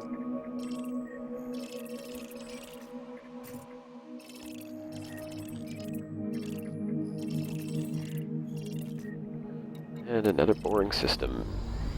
Next waypoint. The space question. I saw there was a space question. I'm going to read that as soon as I finish fueling up here. I like space questions. If I don't know the answer, I will certainly do my best to answer it regardless. Fuel scoop disengaged. There was a shitstorm on Reddit about that feedback weapon. Nashtalk, you'll have to tell me what the shitstorm was all about, because I don't usually follow Reddit. I usually just post one post and then close it down. I think Reddit is a shitstorm of its own. The whole upvote and downvote system is broken in so many ways I can't even begin to tell you. In fact, I saw a little animated GIF that someone had posted that explained exactly what is wrong with Reddit. He had taken these dominoes, and one domino was just tiny, tiny, tiny, and the next one was a little bigger, the next one's a little bigger, and then the final domino was literally like 3 feet tall, 2 feet wide, and he lined them up, and he tapped over the first little tiny domino, and that one knocked over the next one, which was just a little bigger, and of course it knocks down the giant domino, and the whole idea of that, of course, was that one tiny downvote ruins a really amazing post. You know, that's all it takes. One stupid downvote from one asshole at the beginning when you post that up, and nobody ever sees it. So, okay, so what was the space question? How do you think the universe is going to end? Big rip, cooling out. Oh, it scrolled up too quick. Big rip, cooling out. Big bounce. You mean the big crunch? That's a good question. How do I think that space is going to end up? I mean, you know, at first we thought that space was static.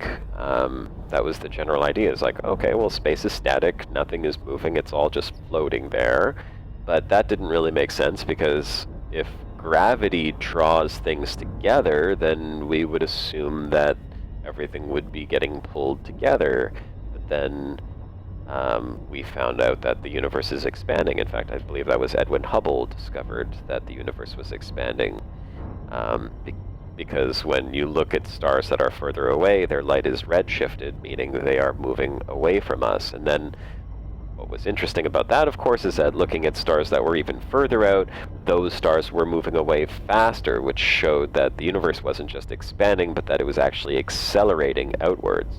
So, I think, and this sort of leads towards the Big Rip, I think that space will eventually just destroy itself. I think that millions of years from now, if somehow we manage to still be alive, not us, but our civilization in one way, shape, or form, our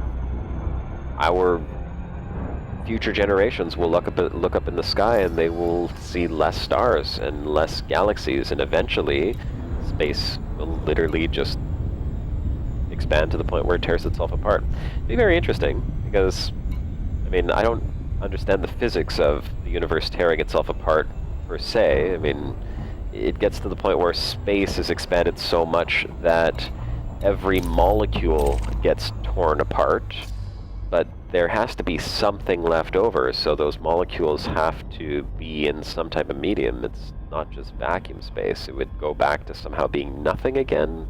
Like, they would literally be stretched out to the point where their energy is stretched out too far to even manifest as matter. So maybe at that point, it'll be nothing, and then we'll have another Big Bang. Because I do believe in multiverses.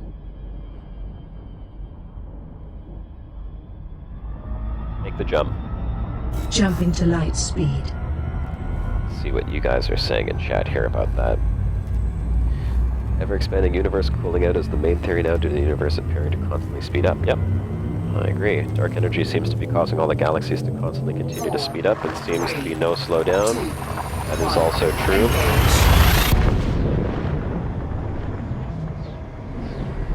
Match of the day. I'm not sure what that is. My friend says she uses Reddit all the time, every day. She looks at cute animal pictures.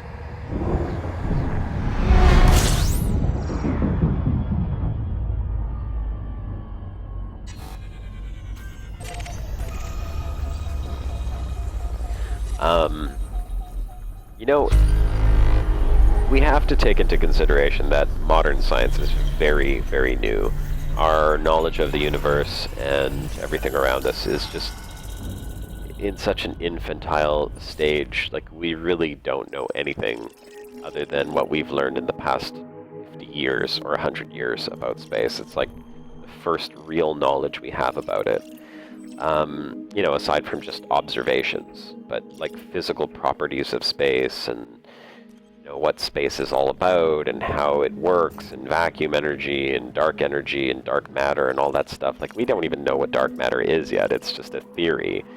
We've not been able to directly detect it. Once we do, maybe things will change. Once we understand what dark matter is or dark energy is, and we can have more concrete evidence of its existence, then maybe we'll understand it better and we'll have a different theory of how the universe will end.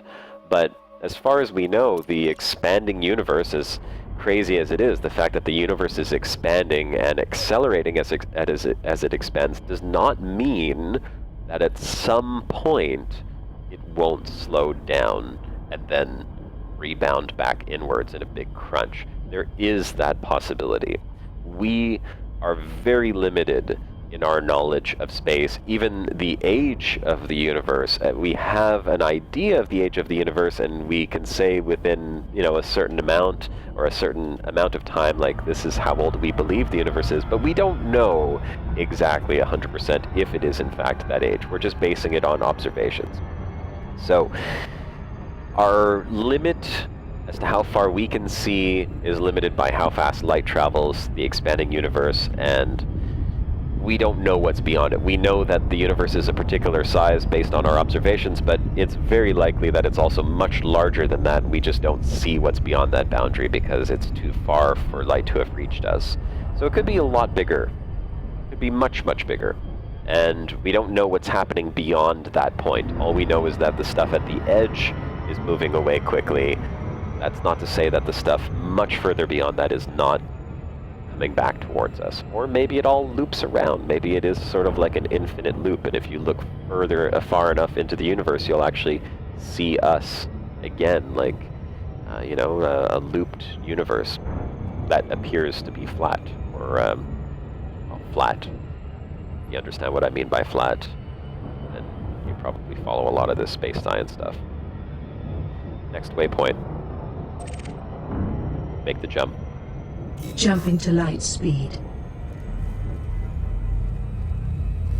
Yes, that's right. The strong and weak nuclear forces won't be able to hold the atoms and quarks together because space will expand faster than the speed of light. That is the big rip. 3, 2, Every molecule, every atom and quark and electron, everything will just get torn apart and fizzle out.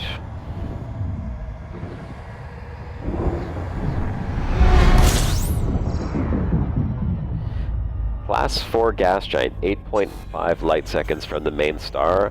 That's going to make for some very, very nice pictures. You should definitely try to grab a screenshot or two of that. It'd be beautiful. Don't see that very often. In fact, I don't think I've ever seen a Class 4 quite that close to the parent star. Looks like a very busy system. What do we got here? Ooh. Metal or ammonia? We got a water world. The high metal. We'll go scan those.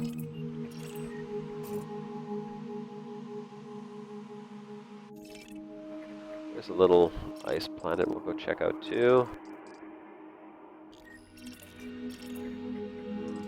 Bunch of high metals. What we got down here?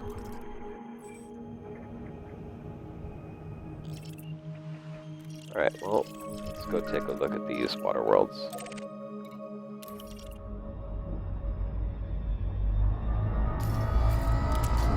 Wait, as soon as we refuel. fuel scooping,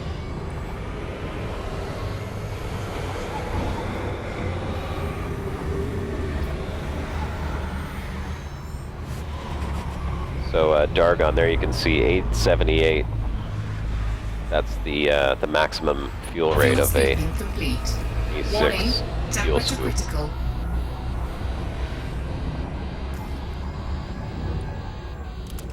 Fuel scoop disengaged. While I travel out there, I can read some chat. Let's see what's going on.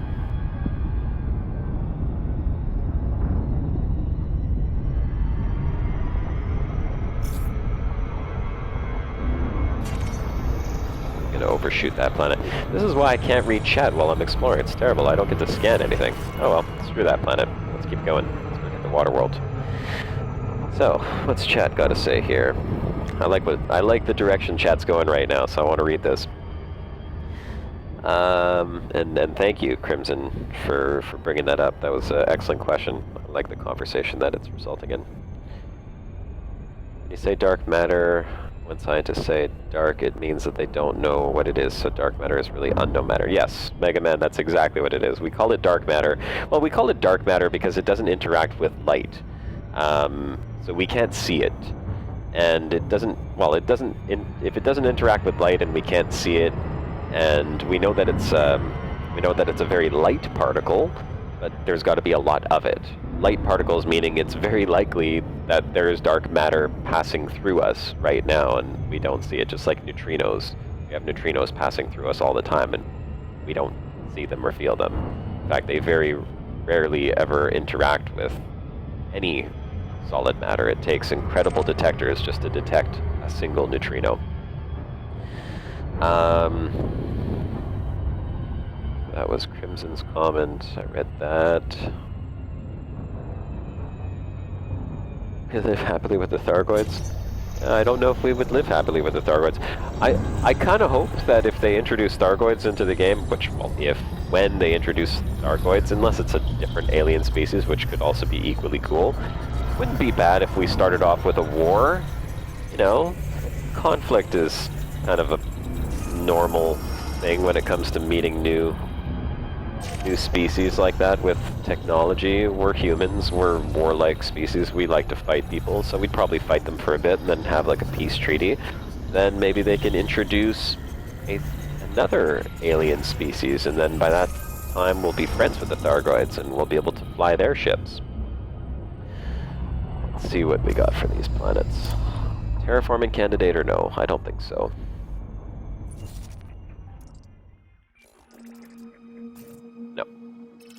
either one of them. But that's okay. Let's see if we can go take a look at this little baseball. Where was it? Oh, 2,000 light seconds out. Forget that. Next waypoint.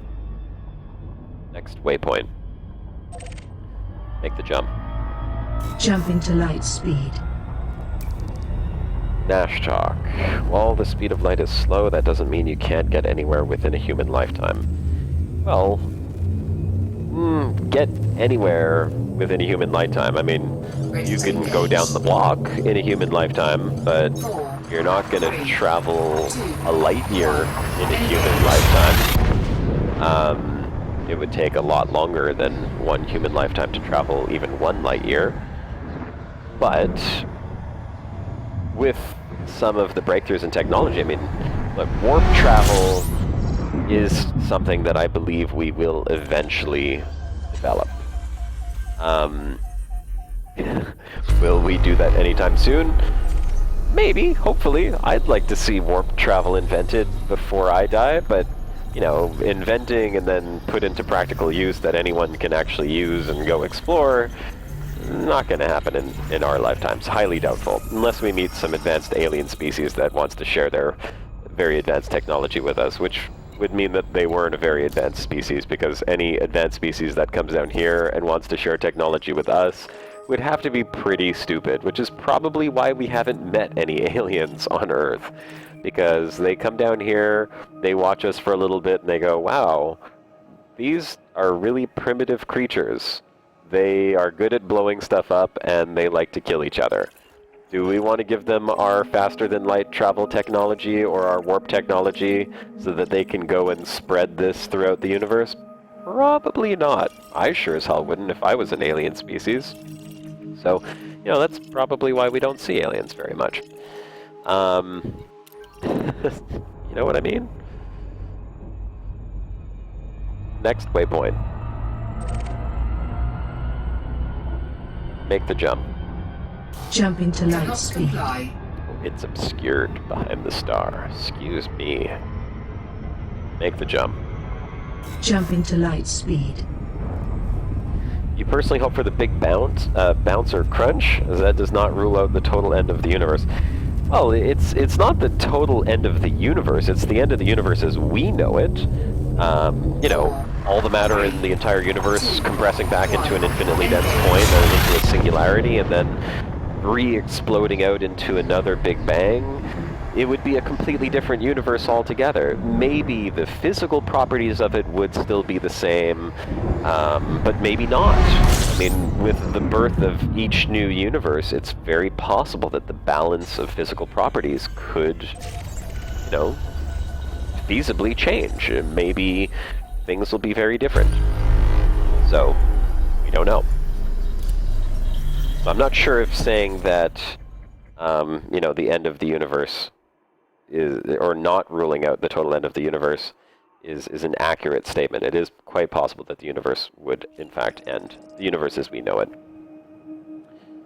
Across the solar system in a human lifetime, yeah, you can get across the solar system in human lifetime.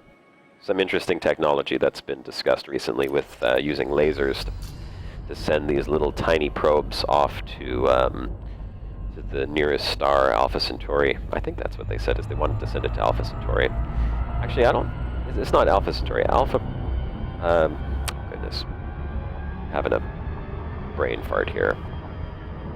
Proxima Centauri. I think that's the closest star. Anyhow, they want to send off a fleet of these tiny little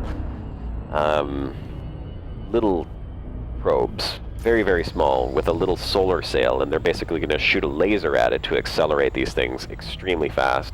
And they're going to go so damn fast, they're going to accelerate to like 99% the speed of light. I don't think that's actually possible. Maybe in theory. We'll see if it actually works.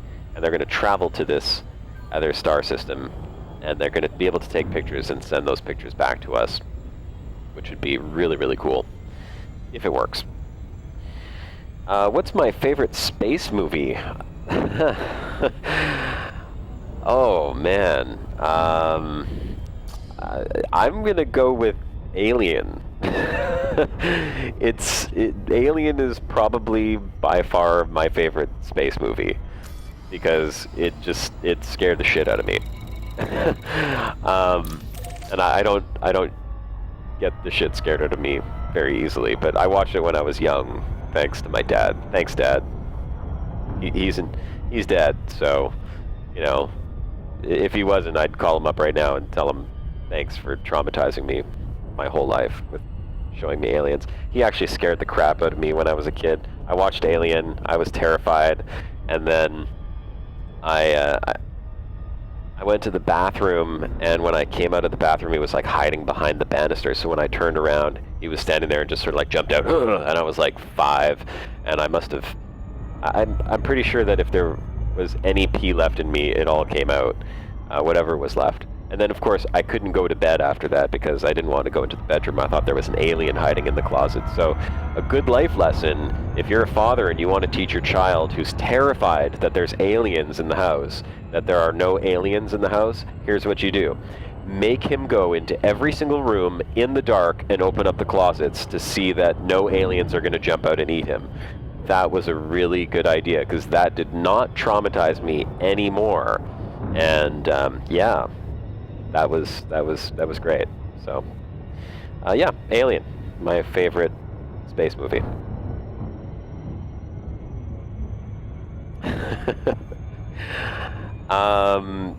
Yeah, Alien Isolation in Oculus looks terrifying, and I don't know if I would be able to. I have it on Xbox, and I played it a couple of times, and I thought it was pretty cool, but everything in Oculus is scarier, and that's why the scare games are so good in Oculus.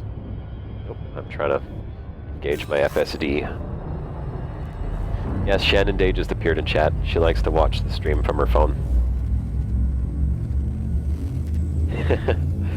Okay, I gotta scroll up chat a little bit here. Have I checked out David Pears and his warp drive project?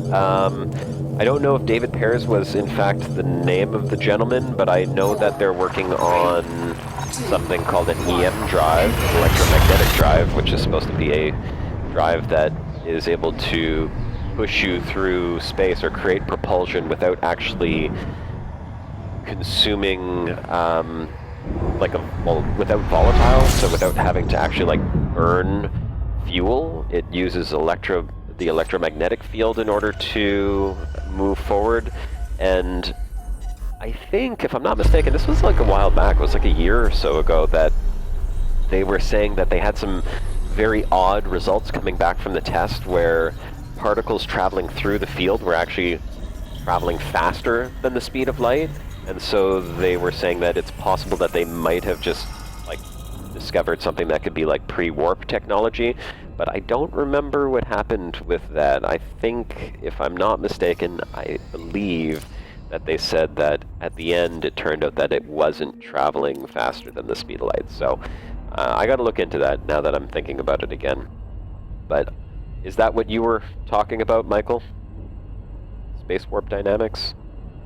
Oh, no, so I don't think that is the same company.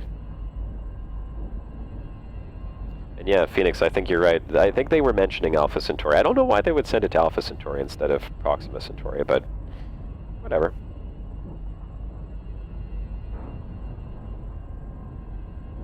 A drone to do a test flight soon using space warping technology. Well, I would be super excited if he actually has managed to do that. Scrolling up here for a sec, I just want to see what I missed in the chat. Dargon, dark matter is not antimatter. Antimatter is the same as regular matter. It, in fact, does interact with light, but it just has the opposite charge of actual matter. So every particle has an antiparticle, and let's just say that if the two come into contact with one another, they annihilate, and they release a lot of energy. So antimatter is not dark matter. If that was the case and antimatter were scattered throughout the universe, well, we would probably all be dead. In fact, when the universe came into existence, the theory is that there was as much antimatter as there was matter. Well, not as much. Matter clearly had the upper hand, and there's speculation as to why matter won out over antimatter, because if antimatter had won out the war in the beginning of the universe and when the cosmos was created, then we would all be here made of antimatter. But realistically, antimatter is exactly the same as matter, and we could be made of antimatter. Your computer in your house and your home and the sky and the air and everything could all be filled with antimatter particles, and that we could have an antimatter universe as long as there was no actual matter in that universe, because if it came into contact with the antimatter, again, annihilate, big explosion. So antimatter does exist, and I think it can exist naturally. I mean, you know, cosmic rays and stuff create incredible collisions that can create antimatter particles, but they only come into existence for a very short period of time and then annihilate. We can create them in labs, like with the LHC, the Large Hadron Collider. They can create antimatter particles from the collisions that they're doing with their experiments. But, you know, they can create a few particles, and it's hard to contain them, because if they come into contact with any matter, annihilate and see antimatter. So, no, not the same as dark matter, just to clarify. Let's see. What else is in the chat? Sorry, I know you're staring at a star here. It's not very exciting, but I just want to read the chat, catch up with what was going on there. You can actually produce and make antimatter. Oh yeah, thanks, Michael. Just, see, this is what happens when you don't read down. Oh, Cleric, I hope you're still here. If you're not, thanks for joining. Looks like you said goodbye a little while back. Sorry I missed your sign-off. Mad Ace, count you out of the horror stuff. Yeah, no kidding, hey. Very bad for people that have anxiety. I have two Oculus here. I have the Gear VR and I have the DK1, and I'm afraid of sharks. I have a shark phobia, which makes no sense because we live on land and there's no sharks on land. But I had a hard time putting on the Oculus with the underwater one, and I did everything else. I loved it. Oculus is amazing. Virtual reality is unbelievable. Blow your mind amazing. I can't wait for my CV1 to be delivered. Stupid delays, stupid parts. But I put it on when I had the underwater one, and I was like, oh, maybe I could just check it out. You know, I know they're sharks, but they're virtual, and I know that it's not real, but my mind just could not accept the fact that it wasn't real. It was like, whoa, sharks, underwater, scary. And I even just like holding the mask up to my eyes without even fully putting it on and blocking out all the light, and I was already feeling like anxiety from that. So yeah, if you have like a xenophobia and you don't like aliens, Alien Isolation would be a very, very scary game. Actually, you guys should check out Shibuka has on his channel. He has a few episodes of him playing Alien Isolation in the DK2, because he's got a DK2. And he was telling me, if I recall correctly, he has arachnophobia. And he said that as soon as the face huggers came into the game, he had to stop playing, because at one point it like jumps on your face. It's basically like a giant spider jumping on your face. I think he said that that was it for him. He was no longer playing from that point on. But if you want to check it out, Shibuka has some DK2 videos of Alien Isolation. You're never going to fully appreciate it watching someone else's video. Get a VR headset, wait till the next generation comes out, and CV1's cheaper if you can't afford it now. You will certainly not regret it. Let's see, time dilation? Oh, you know what? We should talk about time dilation, but maybe not in this chat, unless I can get to the bottom of it. That's a good topic to discuss. Oh, but then your atoms can get recycled into a star, and then a black hole that eats everything. Yeah. Well, we don't know what happens beyond the event horizon. I mean, of a black hole. Who knows? Maybe some people have said that our entire universe exists within a black hole. So that's also possible. You know, we don't know. There's evidence that actually supports the fact that our entire universe exists in a black hole. So that would be very interesting if we found that out. I don't know how exactly we would find that out, but interesting nonetheless. What else we got in the chat?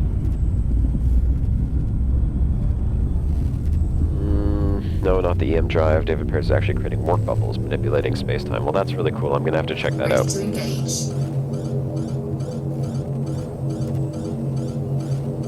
Excellent. Thank you, Michael. You can definitely be co-host for my science questions. Alright, I think I made it to the bottom of the chat. 3, 2, Who wants to talk about time dilation? There's an interesting topic. Who does not know what time dilation is? Who has not seen Interstellar? And who has seen Interstellar where they talk about time dilation but went, what the F? When they talked about time dilation and just couldn't wrap their brain around it, because we can try to delve into that a little bit and explain what exactly that is.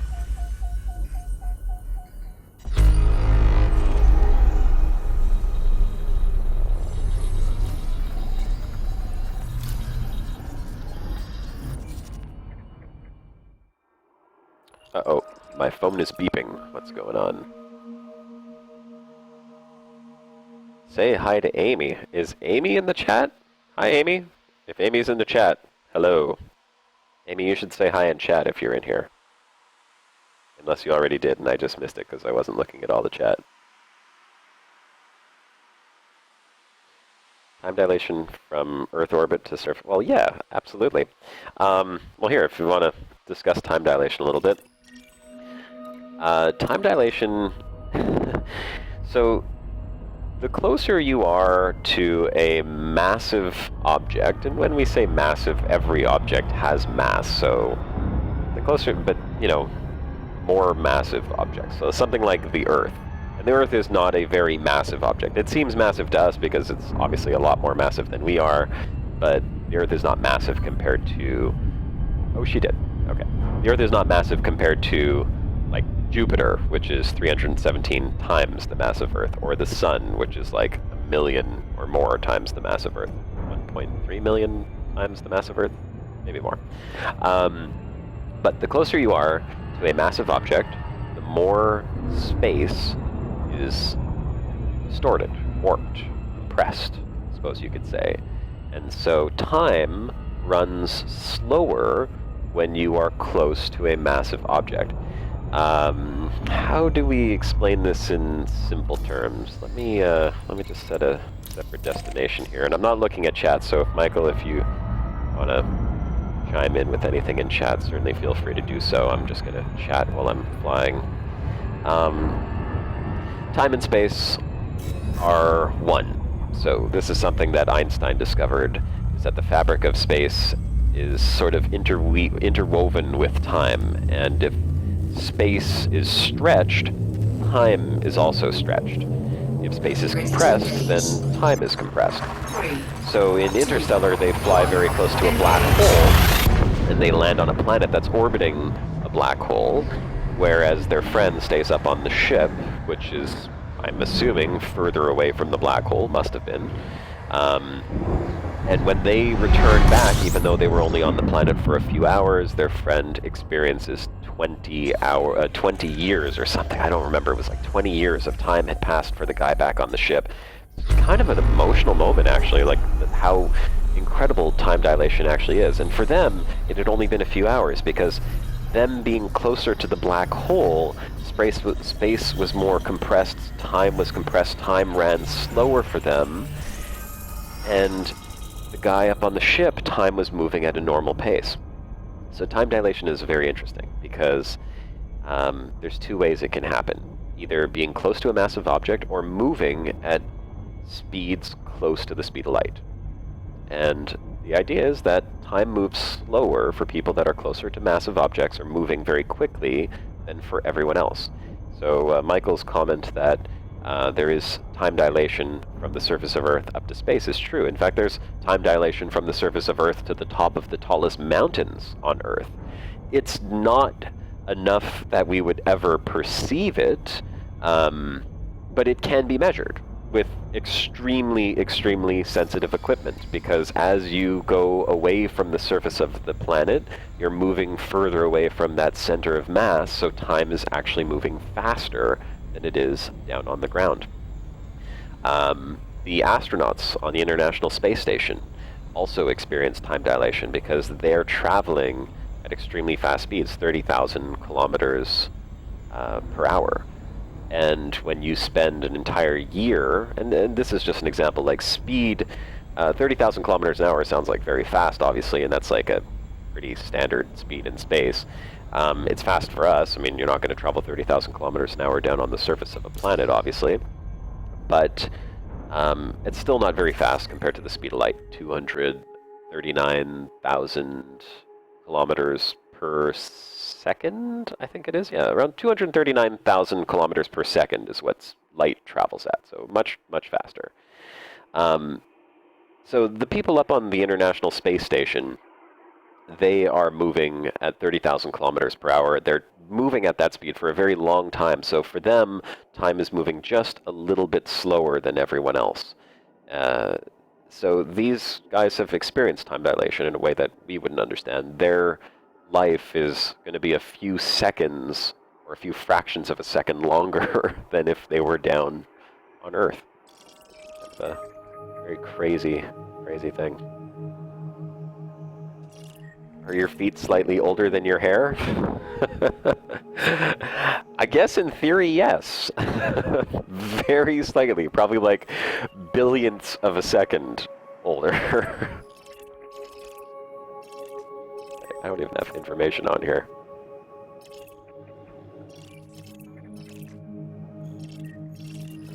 Where are all the interesting planets? Someone tell me, please.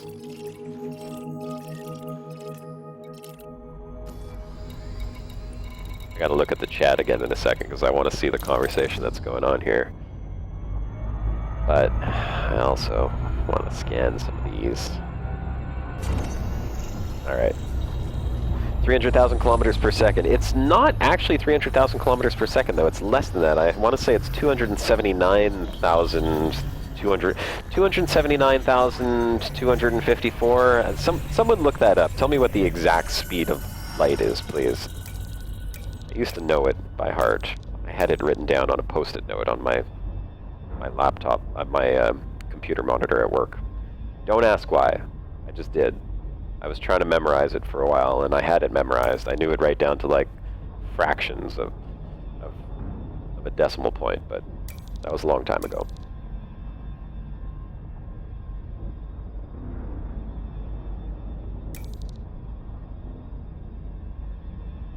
Yes, that's right. GPS satellites. Michael, thank you for bringing that up. There we go. Oh, 299,792,458. There we go. Thank you very much. So 299,792 kilometers per second. Very fast. Basically the distance between us and the moon. So in 1 second, light travels from Earth to the moon. And back. You can get light to bounce back from Earth to the moon and then back to Earth in less than 3 seconds.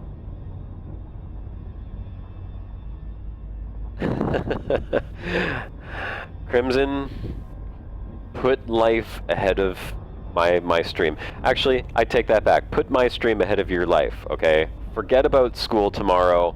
This is much more important than school.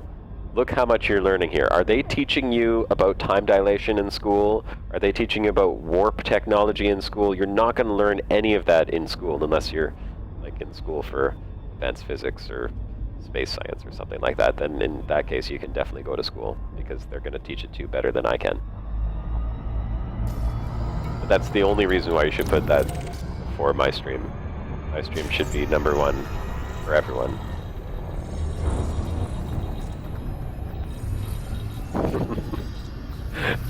YOLO. That's right.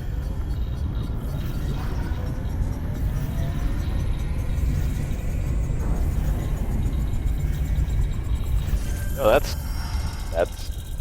you can watch Dubai. Okay, I was gonna say you can watch Dubai get built. It's like, wait a second.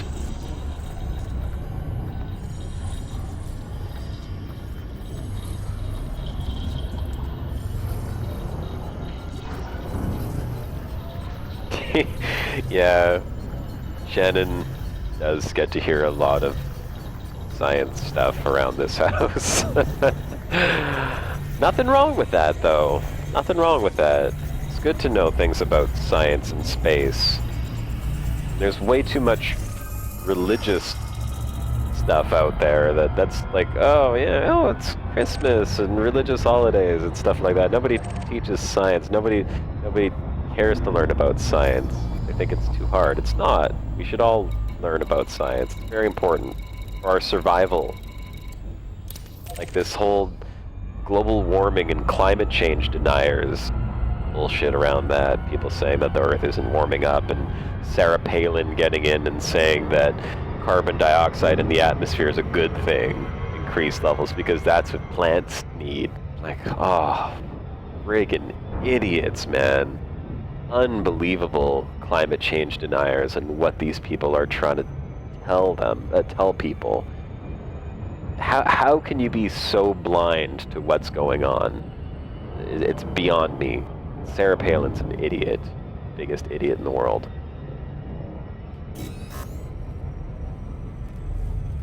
Or the anti-vaxxers. Like, oh my god. Oh, vaccines cause autism. Oh no, your stupidity causes autism. If I was your child, I'd be autistic. 3, 2, Not the vaccines you're giving people.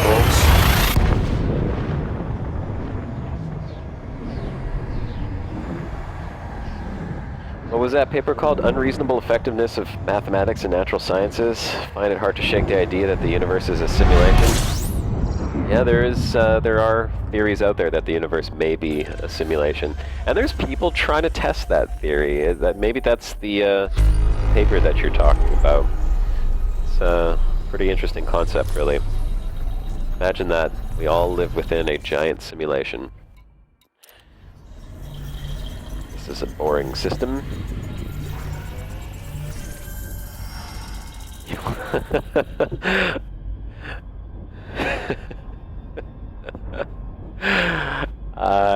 Yeah, that was actually my first choice for dog. No, the reason why I didn't want to name my dog Einstein is because they already did that in Back to the Future, and I thought it would just be redundant, you know, like, it's already a dog named Einstein.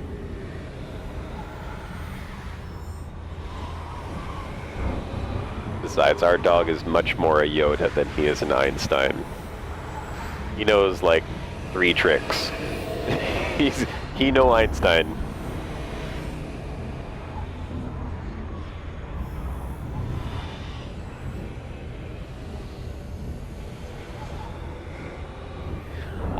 More about the simulation thing.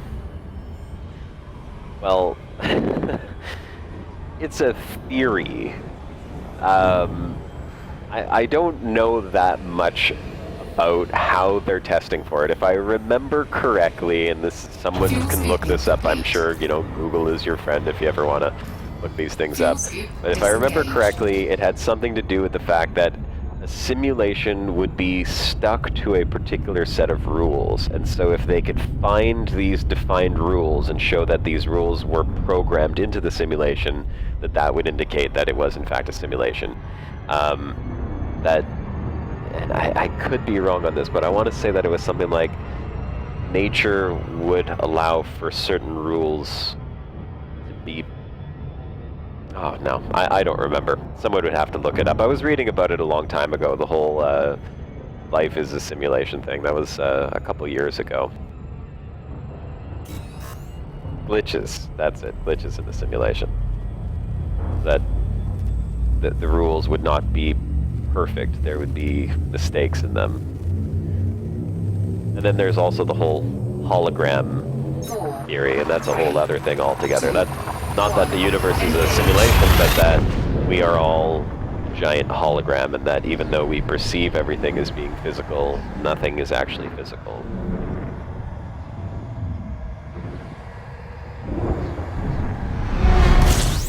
Anyone watch Marvel's Agents of S.H.I.E.L.D.? Because there was a fantastic visual reference that they made in there the other day to time and fate in an episode just a couple episodes back. I thought that was really interesting. I really liked the way that they demonstrated it. Anybody watches that, you may know what I'm talking about when Fitz uses a stack of papers and draws a line across it. I don't want to spoil the episodes if anyone hasn't seen it, mind you. Next waypoint.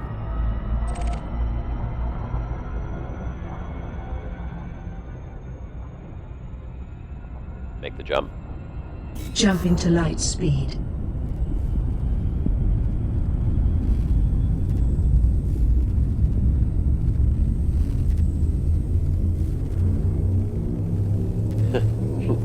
Lennon, if you're referring to John Lennon, 3, 2, who I don't think was very much of a scientist, although I'm sure that he, as well as many of the other Beatles members, probably experimented a fair amount with chemicals, which is phenomenal because it helped them to make some incredible music, which we all love, at least most of us do at least.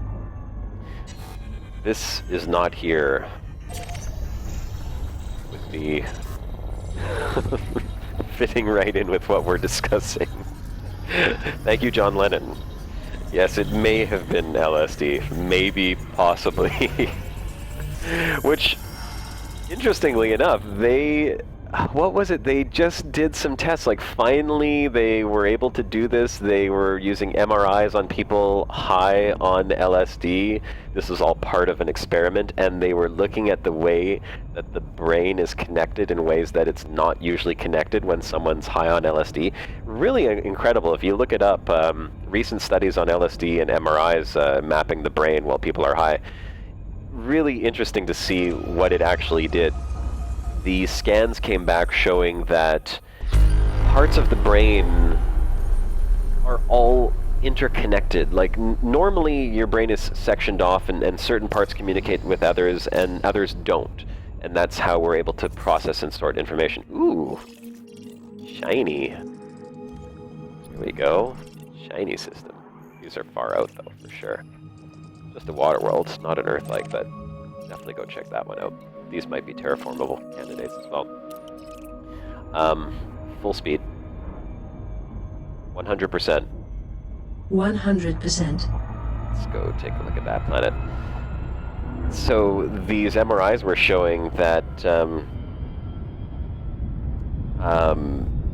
interconnectivity of the brain when high on LSD made it so that all these different parts of the brain that are normally not communicating with each other actually communicate with one another as a whole when LSD was doing its thing. And so the visual cortex, like the part responsible for processing all the visual information, was actually talking to other parts of the brain that are not related to visuals. And what was really interesting about that is that they were saying that you can, so basically the idea, of course, is that you're seeing things even when you're not using your eyes. So really trippy. If you're interested in that type of thing, there's some article that was just published recently. And I say recently, I mean like a week ago or two. Am I seeing this right? Does this look like a really big planet, or is it just glowing on my screen? We'll take a look at that on the way. Bye, Shannon. I'll see you in 13 minutes when the live stream is over. And it's time for supper. May as well scan this planet along the way. 3 scans. Oh, hello, Fernando. Fernando, you look like a new name on the chat. Welcome to the stream. By the way, just a quick self-promotion here, because I see that we actually have like 34 people in the stream right now. Welcome to all the newcomers. Very quickly, I'll just mention again that this live stream happens every Sunday. I don't live stream every day. I just don't understand how people have the time to do that. I'm busy doing other things. But this live stream is every Sunday, usually around the same time, 3 to 6 Eastern time. So that's like 8 till 11 UK or GMT.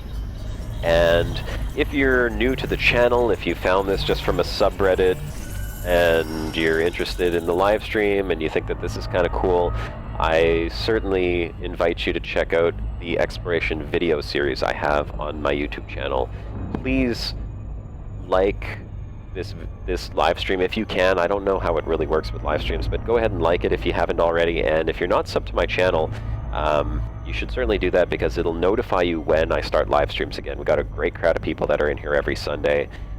We got some really interesting conversation going on, as you can see if you've been in this chat for even just a few minutes. Our conversations are really cool. And although there's really, unfortunately, nothing cool except for the first few planets that we saw at the beginning of the live stream, the exploration series that I have, Exploring the Milky Way Galaxy, is a sci-fi role-playing series that's based in the Elite Dangerous universe, and it's actually tied into real lore within the game and tied into player communities like Canon Interstellar Research. We were featured in, well, I've been featured in the newsletter for that series, and more recently, in Galnet. Galnet actually mentioned the series as well because there is a very interesting emerging story that's tied into game lore in my series, and this is something that I'm working very hard with the community to do, to create a story that's not just engaging and fun to watch, but also a part of Elite Dangerous. So please check it out if you haven't done so already. We only have 10 minutes left in the live stream, so I just want to mention that before we wrap up here in 10 more minutes. And yeah, thanks. And thanks for everyone who's joined in. Shibuka? What do I see? Hi Shibuka, bye Shibuka. How do you know Shibuka was in here? I didn't see Shibuka's name pop up. Oh yeah! Shibuka's there! Shibuka? There we go, look at that, nice little water world. And Shibuka's on his way out. Well, thanks for popping in again, Shibuka. I'm sure I'll be chatting with you in game soon. Oh, I know, man, I'm sorry. I'm like so involved in talking about time dilation and space that I'm like not looking at the chat. And it's hard for me to multitask. I'm not gonna lie, I'm not a very good multitasker. I am a monotasker. I do one thing at a time. I'm surprised that I have not crashed into any planets while I'm doing this, so you guys gotta give me a little credit here. I am actually exploring and talking about space at the same time. Not easy to do. But yes, sorry I missed your comment before. I'm gonna just get a quick little video of this. Start recording. Preparing now. Thank you, Astra. You're welcome. External camera. If anyone has seen my videos and wonders how I get these planets like orbiting like this, I'll tell you a little trick. If you set your ship to orbit the planet, and I usually put my camera to, or my cockpit view directly to the left or right side so the planet is 90 degrees out my window, and hold yourself steady and then go into the debug camera, your ship will maintain whatever trajectory you happened to be on, which includes turning rates. So, I don't actually have to rotate my camera much. I might just give it a little twist to, might stick a little twist here to just recenter. That's how I get my rotating planet views on the debug camera for my videos. So if you're looking at making videos of your own and you want to do something like that, it's not hard to do. It does take some practice. I've actually caused a fair amount of damage to my ship during exploring because of it, especially around ring planets. Be careful if you're doing this around rings. I cannot tell you how many times I've accidentally flown into rings because I didn't get out of the debug camera quick enough and stop my ship. But it makes for some very interesting video shots, as you can see. And if you want to do something even cooler and you're feeling a little gutsy, you could do stuff like this. Watch this. I will start turning external camera, the planet in line. Even though it looks like I'm going to crash into the planet, I mean, I've done this plenty of times before to know that I won't. That planet's still very far away, keep in mind, so we're definitely not going to crash into it.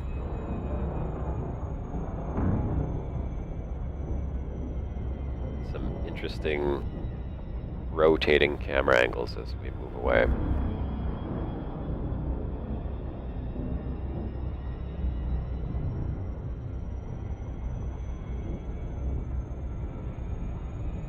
stop recording. Affirmative. Cockpit view.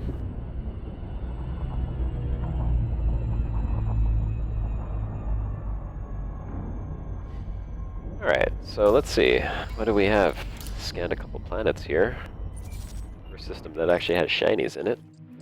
Metal rich. High metal. Yay, terraforming candidate. Ooh, okay, so you know what? Look at that. I'm actually going to map this in Captain's Log because why the hell not? Just I like to know where all the terraforming candidate planets are. That's technically my commander's role-playing mission, is to find suitable habitable planets for bringing back to the bubble. So we have 2 terraforming candidate high metal content. We have 1 terraforming candidate terrestrial water world. I'm gonna have to check a couple more of these. Those are 1300, that's 1800. That one's probably too far. Let's see, might go check these ones. Let's see what we got. Maybe we have another terraforming candidate on the opposite side. Those are worth a lot. Just those 3 planets alone are worth 150,000 credits as an explorer, so miss those. Yeah, oh yeah, here's a little shout out for Canon. I mentioned collaborating with player groups and game factions. Canon Interstellar Research is a player-run group of people. Some of you are probably members of Canon Interstellar. They have a website. My story is tying directly into their lore. In fact, it's kind of creating some of the lore that Canon is writing. That's part of the collaboration that we have. It's interesting how that started off. I'm not going to get into that right now. They do some really cool stuff. It's a great group of people. There's a very large community based around it as well, and I very strongly suggest you take a look at their website. It's canon.science. Canon is... Yeah, I'm going to just link it. It's probably easier. Canon.science.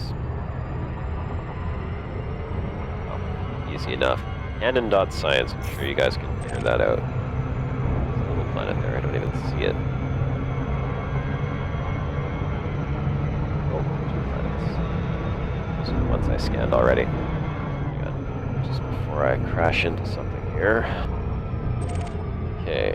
Let me link this in chat just so it's actually there. Copy. What did I do? Accidentally closed the chat. There we go. There. That is the official Canon website.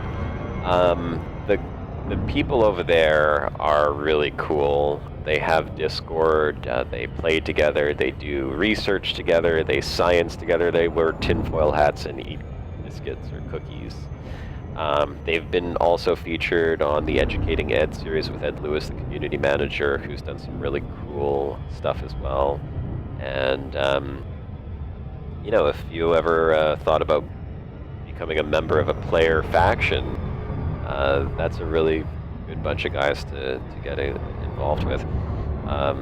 They also write some fantastic lore. We have some very talented writers over there making some great content for people that are interested in that type of thing.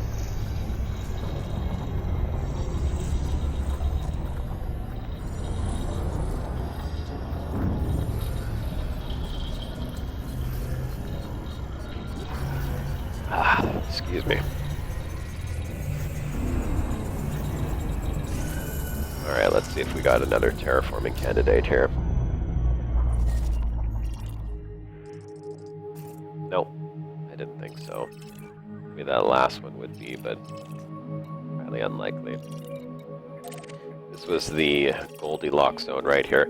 Too bad Frontier can't put a little Goldilocks zone indicator on this. It'd be really nice if they had that, or added in as like a maybe an external or another module for the ship that you can expand on your advanced discovery scanner to be able to see the habitable zones. I should suggest that. That's a great idea. I'm going to make an image of that and put it into Reddit, and I'll get you guys all to upvote. That would be awesome. I'm not cool enough for Distant Worlds Expedition. No, I'm not cool enough. I'm way too hot for Distant Worlds Expedition. All those guys are a little cold. You guys couldn't handle Commander Josh Hawkins in Distant Worlds.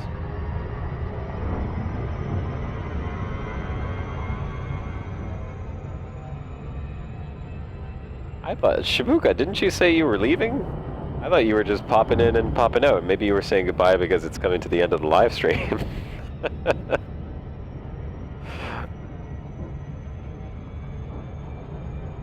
Yeah, ooh, the burn.